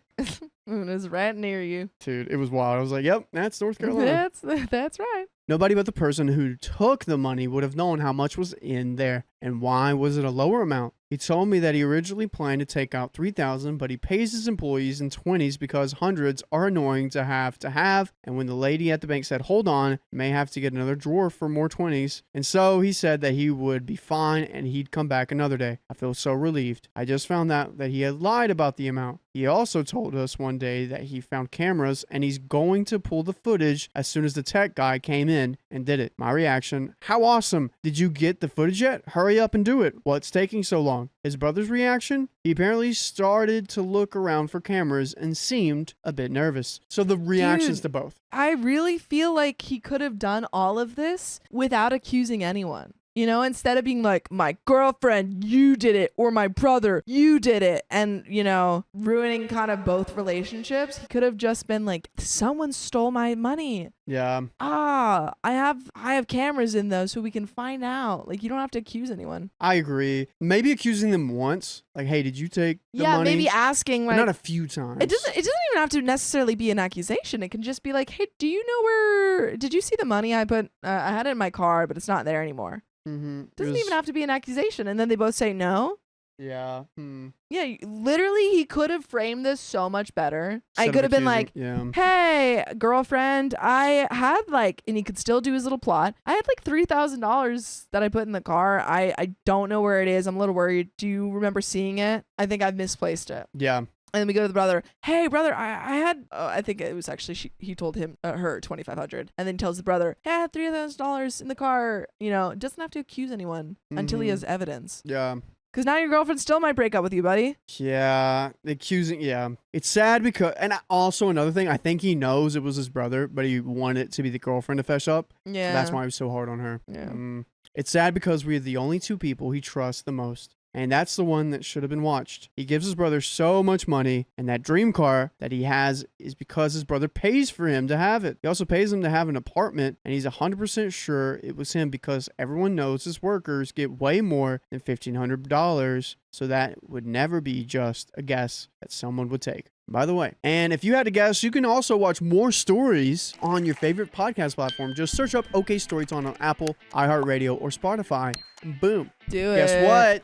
We got stories there. Stories. Yeah. What do you do next, Sophia? Oh, we got like a third left. Oh, Oh, wow. dang. But what would you do next? The thing is that you kind of ruined your relationship with your girlfriend. I don't know. She seems like she's still uncertain about, breaking up with or him. not? Yeah. So maybe you've lucked out and you found this very forgiving girlfriend. But he said, OP said, oh, we're the two people that he trusts most in the world. No, you're not. Like, if these are the two people that he trusts most in the world, and that's how he treats you guys, he trusts no one. If you still want to be with him, He bringing needs to up, apologize. he needs to apologize a lot. and bring up why that he went about it that way. Yeah. And things to do differently, how to speak to you and how to fight. Because I feel like another part of couples is people may not know how to fight with one another. Yeah. Angie and I have had a conversation. I like to have my moment to like kind of clear up my mind and know how to think. Because beforehand, whenever I would fight with my ex, I'd be like, I just need a moment to process. But then she would badger me with like, what are you feeling right now? What are you feeling right now? And I didn't feel comfortable telling her how I felt because I wanted her to hear what she wanted to hear, not how I actually felt. Dude, that's my thing. I'm like, I need a moment to process things and then I write it out. Yeah. And I'm like, I'm so much better at writing out my emotions than I am like, on the spot. Because if I come out on the spot of how I actually feel, I feel upset, I feel angry, and I'm definitely going to say something I'm going to regret. Yeah. Because you're going to push me to that point. So I've told her that, and it seems like you're in the same page of like, Yeah. you need just a second to process. Wait a second. So I feel like this couple needs to talk about how they need to fight with one another. Yeah. Because it doesn't seem... They It don't. was very accusatory and defensive. Super accusatory. Yeah. Absolutely. I will update you on what happens to his brother. If he does anything, I doubt it. He loves him way too much. I know that if he found out it was me, I'd be gone. I don't care though. I'm just glad that he knows I can be trusted and not his brother. Dude, but he didn't think that. He didn't think that you could be trusted. That's the whole problem. Like, I feel like OP is really glossing over That point. what just happened. He accused you of stealing from him, and he truly believed that you were capable of that despite you saying, no, I am not. Yeah. This could be a little long-winded rant, Yeah. but I've realized the situation happened to me personally. I took screenshots of what happened, put it into AI, told it to give me a Reddit story, and I read it as if we read a Reddit story here. Yeah. But I knew the people personally and I knew everyone's dynamics. In a way, we may not understand all the dynamics here and we're just reading off the face of Sure. it. Because OP may be speaking in a way where we can't trust the boyfriend, and he's actually a great person and very trustworthy. But I think, OP, you do need to question some of the things of your relationship, of seeing if you do want to stay with them and if this is just a slip up. Because couples have slip ups and you can come back from it. The thing is, yes, Okay. I think that they could potentially come back from this Okay. if he really apologized. Apologizes. If okay. he came to her and said, I am so sorry that I didn't trust you. Okay. You said that I should have believed you. That was wrong. I should have approached this differently. And they had a whole conversation about Got trust it. and how to approach arguments. But here it feels like he was like, well, sorry, I was wrong about that. Guess it was my brother the whole time. Give the brother a little My slap on the wrist. bad. Yeah. And back at it. Yeah. It's like if the Scooby-Doo gang accused a business owner being the bad guy, and then he was like, I'm not the bad guy, and they found out he wasn't the bad guy, and they were like, oh, sorry, guess we're going like there's no consequences for him. Yeah. He's like, oh, it's fine, it doesn't actually matter, we just move on to the next actual bad guy. Yeah. You're actually ruining your own business, bad guy. Yeah. He was like, oh, okay. Comments. I'm insanely curious about what this business is. All employees paid with straight cash. Your 21-year-old boyfriend can buy cars and pay for extra apartments. He's doing like lawn care or like that kind of thing. That's my assumption. What do you call that stuff? Lawn care? Lawn care, like landscaping. He does landscaping. He's doing landscaping. I suppose that you add if your significant other immediately accused you of stealing the money, he doesn't trust you. Yep. One of the basic requirements of any healthy relationship. Did he apologize for doubting to you at least? But he says a lot of people are wondering, He's slightly famous, I guess, YouTuber. Oh, yikes.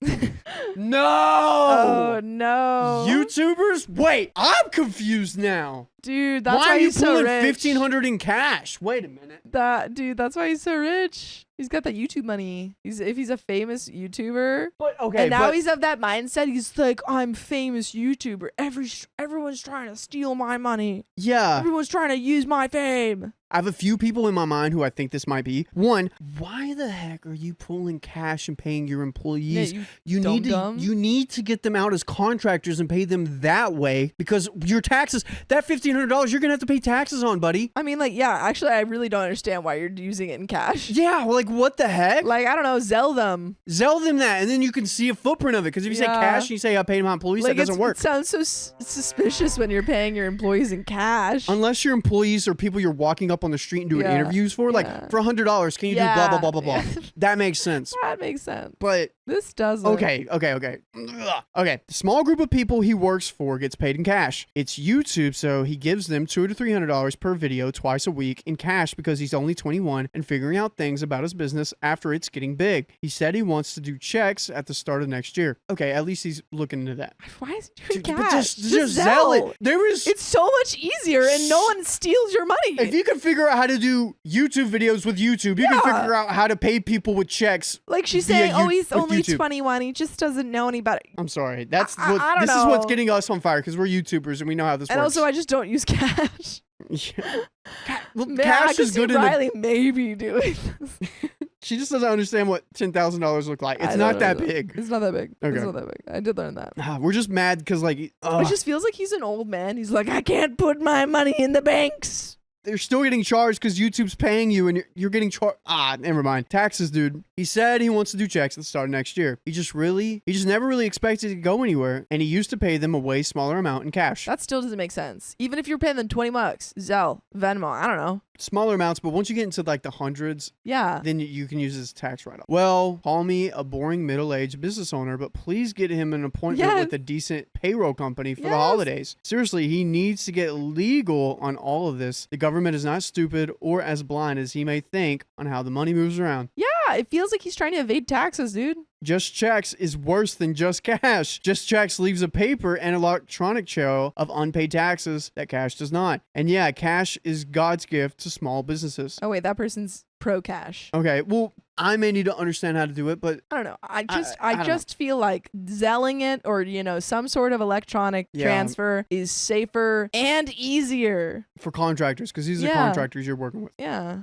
Opie says he's trying to get all that done. He got into financial advisor. YouTube used to be a small thing he started doing. When we first started dating 5 years ago, it wasn't anything he was doing. He started and paid friends like $20 to $50. Then See, last year, that kind of makes sense why you'd be doing we're that. doing it cash. Yeah. If he's like 16 or, because he started when he was about Yeah. Like probably in his 16. teens. Yeah. Then last year, he decided to really work on it, and now it's doing great, and he hasn't got out of the paying them in cash part, but his advisor is working with him. Okay, so he's working on it. Now everyone's like, on this part, this is so Yeah. funny, just like how we were. Yeah. Reply, just a heads up, that can really come back and bite him in the future. The IRS doesn't care if it's his business first. If he gets audited, he can get effed hard. I would really stress to get things fixed. Not because it's right, but that's really not something you want hanging over you. Comment 2, what she said in the original post wasn't exactly accusatory. He wanted to rule her out, which is fair. First step when that much Okay. money goes missing from your car. No, it was accusatory because he said that he would probably have to break up with her. Yep. He literally said we might have to break up over this. Yeah. That's Bringing it up absolutely once, accusatory. not accusatory. Not Bringing it up accusatory. multiple times, I'm going to have to break up with you. I don't think this is going to work out. Accusatory. Unless he was doing it for a video. Yeah. He's like pulling the pretending my girlfriend stole my money prank and then threatening to break up with her. Then that, you can do about anything to get a reaction. Anything, yeah. Yeah. No, still break up. Comment 3. So your boyfriend didn't see his brother mooching lifestyle as a red flag for theft. His brother feels entitled to your boyfriend's money regardless of the consequences. While you may think not to ask for an apology from your boyfriend, I think you should definitely demand one from the thieving brother. Comment 4. Okay, so you don't care that he hasn't apparently apologized for accusing you? because that would be the appropriate thing to do. Opie says he has apologized. He also said he's glad it was his brother over me because it would upset him way more if it was me. Dude, that's like Okay. such a bad apology. He's just like, probably "Thank bad with God words." it wasn't you. I would have broken up with you for sure. Now he's trying to figure out what to do with his brother and the situation. I'm staying away from that. That was such I'm a finding an bad- update to this. I'm finding an update. That to was this. such a bad apology. That was terrible. Oh, I'm sorry. Thank God it was my brother. I have to go take care of that now. That's what that felt like. It wasn't like, hey, let's work on this. Yeah, he's like a YouTube, he's like a gaming streamer or something. He's like, I don't know how to talk about this. Dang it. Oh my gosh. What? He makes anywhere from 20K to 60K a month, depending on the month. A month? Whoa. Well, that's the end of that story, and we got one more short one for you. We're going to read. All right, last story.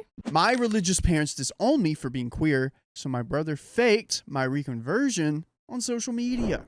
Boom, we love a good finsta. We love a good fakening. Let's go. I'm straight now. I heard the word of God. He said, be straight, dude. Okay, I'm going to make this quick, but there's a lot, and I am freaking the F out. I grew up Jehovah's Witness. If you don't know what Jehovah's Witnesses are, they are extremely conservative to an insane degree. I wasn't even allowed to read Harry Potter, if that makes sense. And my parents were not lax or exceptions for my children type, extremely devoted people, and I'm a lover of men. By the way, this comes from Oh Jesus OF No, and if you want to submit your own stories, please go to r/OK Storytime. When I was 16, I was outed horribly by my sister who found some G in the LGBT corn that I didn't delete from my computer history. My family, of course, flipped out and demanded I either seek conversion therapy or get out. Luckily for me, my aunt had also defected from the church, so I was able to move in with her far away. My parents and sister immediately wanted nothing to do with me. But my brother was 6. He was too young to really grasp what was going on and had no phone or social media or anything. So I couldn't contact him. I honestly just assumed he drank the same End is 9 Kool-Aid and never sought him out. Early this year, I got a message from him on Facebook. It was a gigantic apology for not saying goodbye properly. What are your thoughts about the Kool-Aid? Don't drink the Kool-Aid. It's never a good idea to drink the Kool-Aid. Unless it's some Kool-Aid you've done a lot of research on. You've come to the conclusion that you would like to drink Kool-Aid by yourself. Don't let someone else convince you that their Kool-Aid is made for you. He was 6, and that he really wanted me back in his life. Clicking through his profile, I didn't see any Jehovah's Witness proselytizing like my sister's, just pics of him and his friends being normal teenagers. I was beyond happy. I messaged him back. We FaceTime, cried, caught me up a little bit on his life, and I caught him a little on mine. And from there, we started texting regularly. I am very, very happy about all of this, and he was still living under my parents' roof and was still heavy in the Jehovah's Witness culture. I'm very, very happy about all this, and he was still living under my parents' roof and was still heavy in Jehovah's Witness culture. I was nervous about this. He always reaffirmed that he only called/texted when he wasn't in the house or around other Jehovah's Witnesses, and reaffirmed that he thought the church was awful. Last week, something weird happened. I got an email from my mother. It was a picture from a recent Dell's trip she had taken with my family and another Jehovah's Witness family. Years of no contact, then this, what the F? I spent days talking this out with my friends before it occurred to me that my brother might have something to do with it. I brought up the email to my brother when I called him yesterday, barely hinting at my suspicion at all, and he unloaded. He had been lying to my parents. He said that I contacted him apologizing and was desperate to get back in contact with the witnesses again, but he was too ashamed. But the punter, he made a fake Instagram account to show them. He plucked all the G-rated pictures from my various social media accounts and filed it in with captions about how devoted I am, how happy I am to refound God's light, etc. He take pictures of me and my best friends, Julie, and added captions like the love of my life, the bride-to-be, etc. Like, holy crap, that's funny. He seemed already remorseful of this poly, but he was too deep in it now to stop. Now he didn't say as much, but the obvious implication there is that he thought he could get my family back together. But this isn't a effing sitcom or the birdcage. He's catfishing his very emotionally unstable and religious parents into thinking they're G and LGBT outcast son was reconverting. I have no intentions of being in their life ever again, but I'd like to remain in my brother's life, and I don't want this incident to scare him off or sever the small bits of contact we have now. So what do? I will not be contacting my parents, nor will I pretend to be straight. Obviously, I need him to tell him to close the account and stop talking about them to me, but what if something happens? We got a freaking update. That comment didn't have anything to do with OP. Oh, wow. I mean, That's crazy. I think that the way forward is always going to be the level-headed, just hey, I need to talk to you. Just have the hard conversation. Yeah. Say what needs to be said. Say how you feel. Speak your truth. Speak your reality. Make it clear you're like, I don't want to cut you off. I'm not trying to cut you off. I'm not even threatening to cut you off. I'm just telling you that I don't want to have to think about these people in my life. Yeah. And I want you in my life, my brother. But our parents did me real dirty, so I don't really want to have to talk about them with you. And I'm sorry if you are coming to me for support, but you're going to have to, for me, find it somewhere else because it's too much. Too much. He can either understand that and accept it or not. Yeah. Then it's up to your brother. Exactly. Update. I just remembered a very sad, tragic tale. Oh, what is it? I remember when a young Samuel Donner, he wanted to join the cool kids, but instead of labeling you as one of the cool kids, They called me Salad Boy because I ate nothing but salads. Could not trade my lunch for a lunch bowl, really anything. You know what community will always welcome you with open arms, Sam? And make you feel like a cool kid? The great people who have OK Storytime memberships. Oh, I heard that 60 plus hours of members only content Monday, Wednesday, Fridays. You heard right, Sam, and it's only $5 a month. So go to the link in our description, youtube.com/OKOP show/join. Now back to the story. Chomp, chomp. Thank you all for illuminating your comments. I'm honestly overwhelmed at the response and apologize for not replying to so much. But I'd like to specify my thank you to user/myman for his comment, which suggested that this was not him trying to rope me back in, but him trying to escape the cult. You were exactly right. Today we talked for the first time since our conversation. He took down the Insta after our conversation, which I hadn't noticed at the time of writing the last post, haha, and I gently asked why exactly he did this. He's 15, so he didn't quite have the language to say, I'm being abused and need to leave the Jehovah's Witnesses. What he said instead was that mom and dad are crazy and he's become disillusioned with the cult. He even used the word cult. He still believes in God and wants to explore different sects of Judeo-Christianity. My hometown is a small place in the Midwest, and everyone knows who the Jehovah's Witnesses are. They're like those people. I really just quickly have to say that I know that I'm not ragging on you for saying Judo-Christianity. What did I say that? Judeo-Christianity. Judeo-Christianity. However, judo is a martial art. Yeah, I know And that. thinking of judo-Christianity, it's pretty hardcore. Would be pretty hardcore. Like if Jesus did judo. He already knew how. Judo is the martial arts where you just fight people's clothes. Like Oh, you're wow. not really like you're like grabbing their stuff and like get over here, like Yeah. which I think Jesus kind of did that sometimes, right? He Um, did it at the market. We've talked about this before. He flipped tables at the market. He I don't got think after it in the market. I don't think he actually put hands. He on whipped anyone. a couple of people, didn't he? The only times He had a he didn't. I think he did out of scaring. I don't think he actually hit anyone. oh, it was like a just like in the air, Yeah. like Get out of here. Type stuff. But every time he touched someone, he healed them either from blindness or like put the ear back on. So he couldn't covertly go to another service without someone recognizing him and getting back to my parents. His motive was pretty much what my man said. He said he wants to visit, hang out, and explore the religions around Chicago. But the only way my parents would allow him to leave town is if they knew exactly where he was, who he was with the whole time, etc. So in his head, propping me up as converted was the only way to make this happen. I told him I was completely uncomfortable with that and that my relationship with his parents are over. He apologized and pretty much already knew the logistical problems. I think this was a very maturing ordeal for him. I established myself as a lifeline. I told him that if it ever gets too much, I will pay for his train ticket and he can stay with me for as long as he likes, even moving in for the remainder of high school. And I mean that. I have enough space and my aunt will help with the childcare / extra expenses. He seemed apprehensive, but the thought's out there and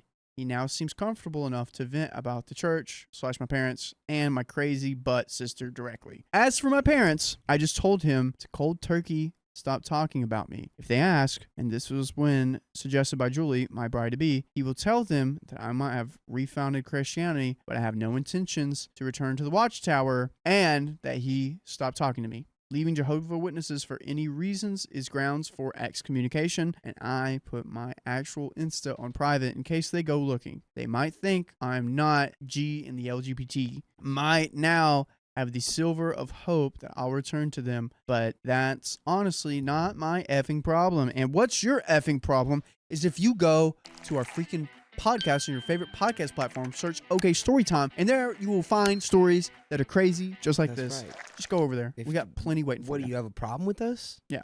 Why aren't you going over to do that right now? Yeah, do it right now. You got a problem with something? Why aren't you gonna grab your device and search OK Storytime on your podcast platform of choice? Dakota, what do you think about this? I think that we've done exactly what was right, which is being like, hey, I know you have your own life and it's not easy living with them, but here's my boundaries. I don't want anything to do with them. They are functionally not my parents anymore. Yeah.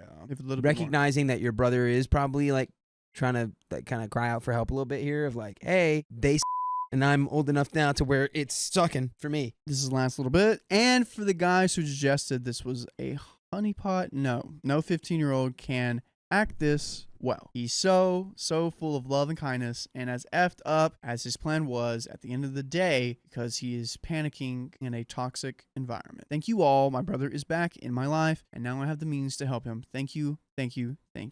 And that is the end of the story. Wow. Dang, that worked out pretty well. Well, not really well. The brother's still figuring it out. He should be good soon, but I'm glad he didn't scare the brother away. Yeah, that I feel like that was And OP's the 25. correct response there. You set your boundaries, you set your intentions. You let him know where you were at. That's all we can do. You know? My religious father had me banned from multiple weddings because I'm queer. And now you have to ban him from your life. For context, I, 29, am a man, and my family is very Catholic. My siblings are very supportive of me. I'm the oldest, as is my mom's side of the family, my last remaining grandma, and a few cousins on my dad's side.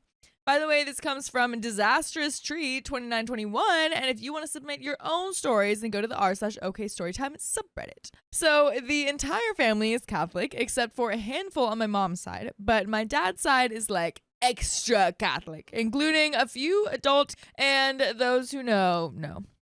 My sister, will call her Caitlin, 26, and her now husband, will call him Garrett, also 26, got engaged before I came out to my parents. I was super happy for her, as they were childhood sweethearts who had dated in middle school, saw other people in high school and college, and then found each other again a couple of years ago. Garrett is also my brother's best friend. Caitlin and I had discussed our issues with our parents a couple of years ago, especially regarding our dad's behavior. He is very controlling, despite us all being in our 20s. She was worried he would use the wedding to control her since he is going to pay for it, as was tradition. He even started grilling her about her and Garrett's sleeping arrangements when they went to Disney, which caused a huge fight. I reassured her that even if he decided not to pay for the wedding, Garrett's dad would happily cover the cost because he adored her, and that my siblings and I were always happy to pitch in. I also offered to walk her down the aisle if dad refused. Caitlin invited me to go dress shopping.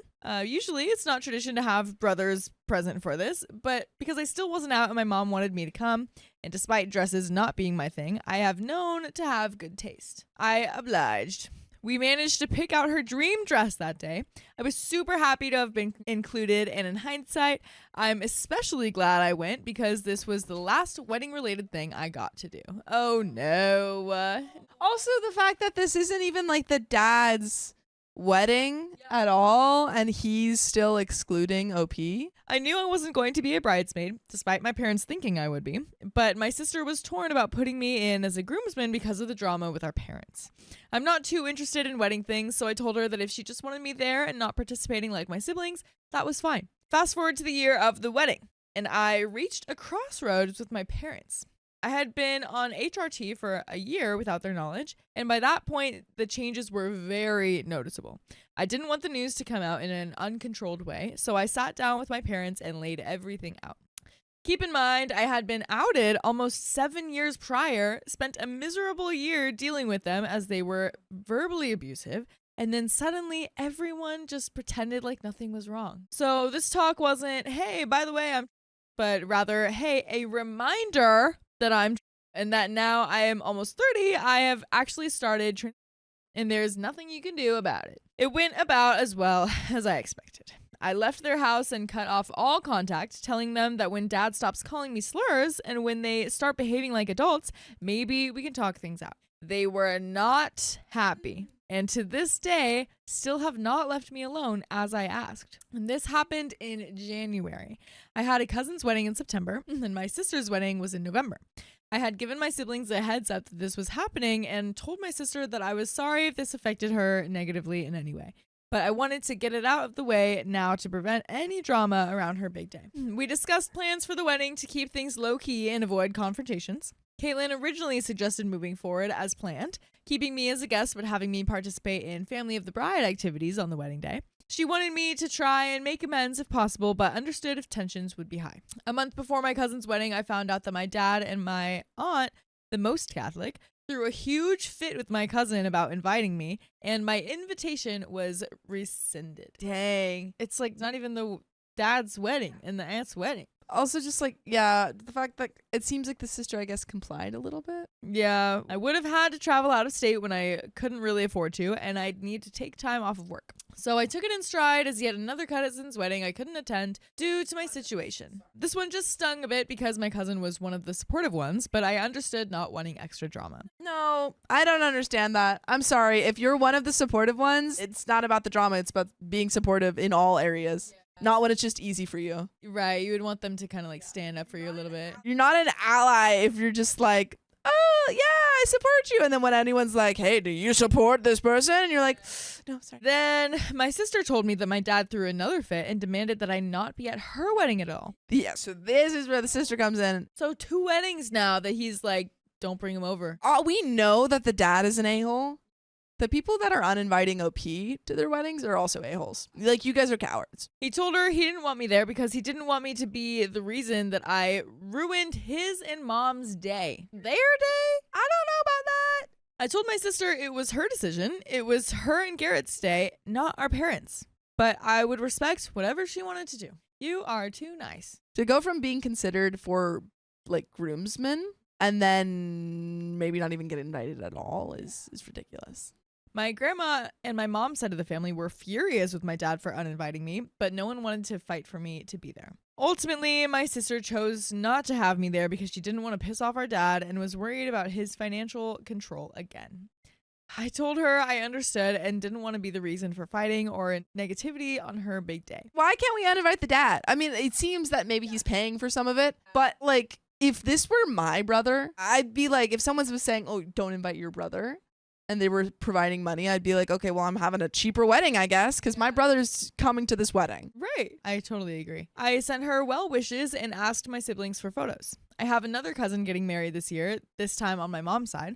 As far as I know, I'm still expected to attend, and I hope my parents don't have any say over this one. But if I miss out on yet another family wedding because of them, it will sting. I wish things had gone differently, but it is the way it is. And you know what is the way it is the fact that we have more episodes with full stories just like these ones. Go to OK Storytime on Spotify, Apple Podcasts, whatever your favorite podcast app is, and we'll be there. And it'll really sting if you don't go there, so please. You're a coward if you don't. There is like a little bit more, but that is hard. Because like, to play devil's advocate a little bit, I'm assuming that OP's like verbal abuse that he's gotten from his parents is like, you know, about him being. But I do wonder if that comes up in any other situations and possibly with other like siblings. You know what I mean? Because that is hard where it's like you should stand up and they should, you know. But I do also wonder like how those conversations went and if there was like manipulation or anything going on. It's possible that there wasn't. I'm sure that it was. Like, I still believe that. It is incredibly hard to stand up for yourself and to stand up against family members, especially parents, in this situation when it's not directly impacting you, especially. But I still think it needs to be done. There's always going to be really like big moments in our lives, historically and personally, where you're going to have to stand up for people who are marginalized, whether that be in your family or in the greater culture. But just because it's hard doesn't mean it isn't worth doing. But there is a little bit more. And while I know I can be a people pleaser, which I'm working on, I just wish my family would fight for me a little more so I wouldn't always have to take the blow to avoid more drama.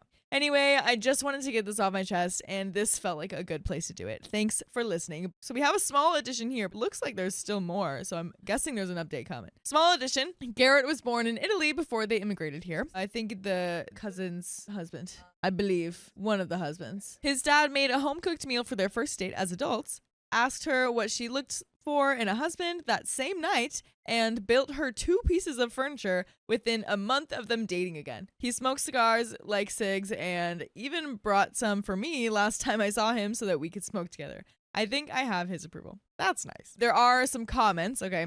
Comments say, it's always tough when the people who claim to support us end up not showing up when push comes to shove and continue to let us become the proverbial, the old 1-2 bag. I'm sorry you're dealing with this. I wish you much luck on your journey, and I hope that you get to go to this wedding. OP responded, I appreciate it. I'm still no contact with my parents after 2 years now. Had everything changed, gotten top surgery, the whole shebang. The siblings are still as supportive as they were before, but we're all just trying to keep the peace and balance things the best we can. Nothing I didn't expect, TBH. Another comment says, see, if your sister just invited you and disowned your dad, she wouldn't have to worry about how he'll withhold money anymore. She chooses to let him control her with the money, but she's an adult with a husband now. She can ideally rely on herself, or less ideally, her husband now. She doesn't need daddy's money anymore. OP responded, I don't disagree. It sucks that she would prioritize that over me being there, but I didn't feel comfortable demanding that she give up her chance for the wedding she wanted because my parents are bigots. But the money wasn't strictly the priority. It was more the family relationships that was the pressure.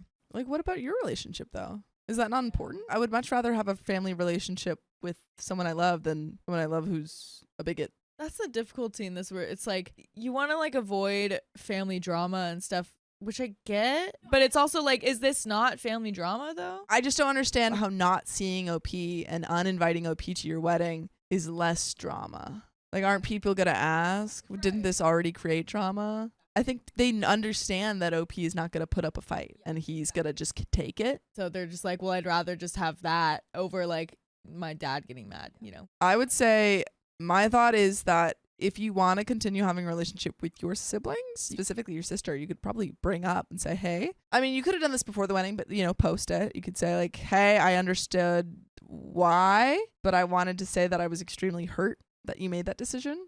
You didn't think about my feelings or like took this as a chance to show your support. I think you could have that conversation without necessarily demanding things from her. There is like a tiny bit more, so I'll just get through this last little bit. While we feel some type of way about our parents, it's still very hard to just cut them off, and I was the only one comfortable doing that. And even then, I'm only comfortable with it because I had planned this for literally a decade and had mentally steeled myself for the final talk.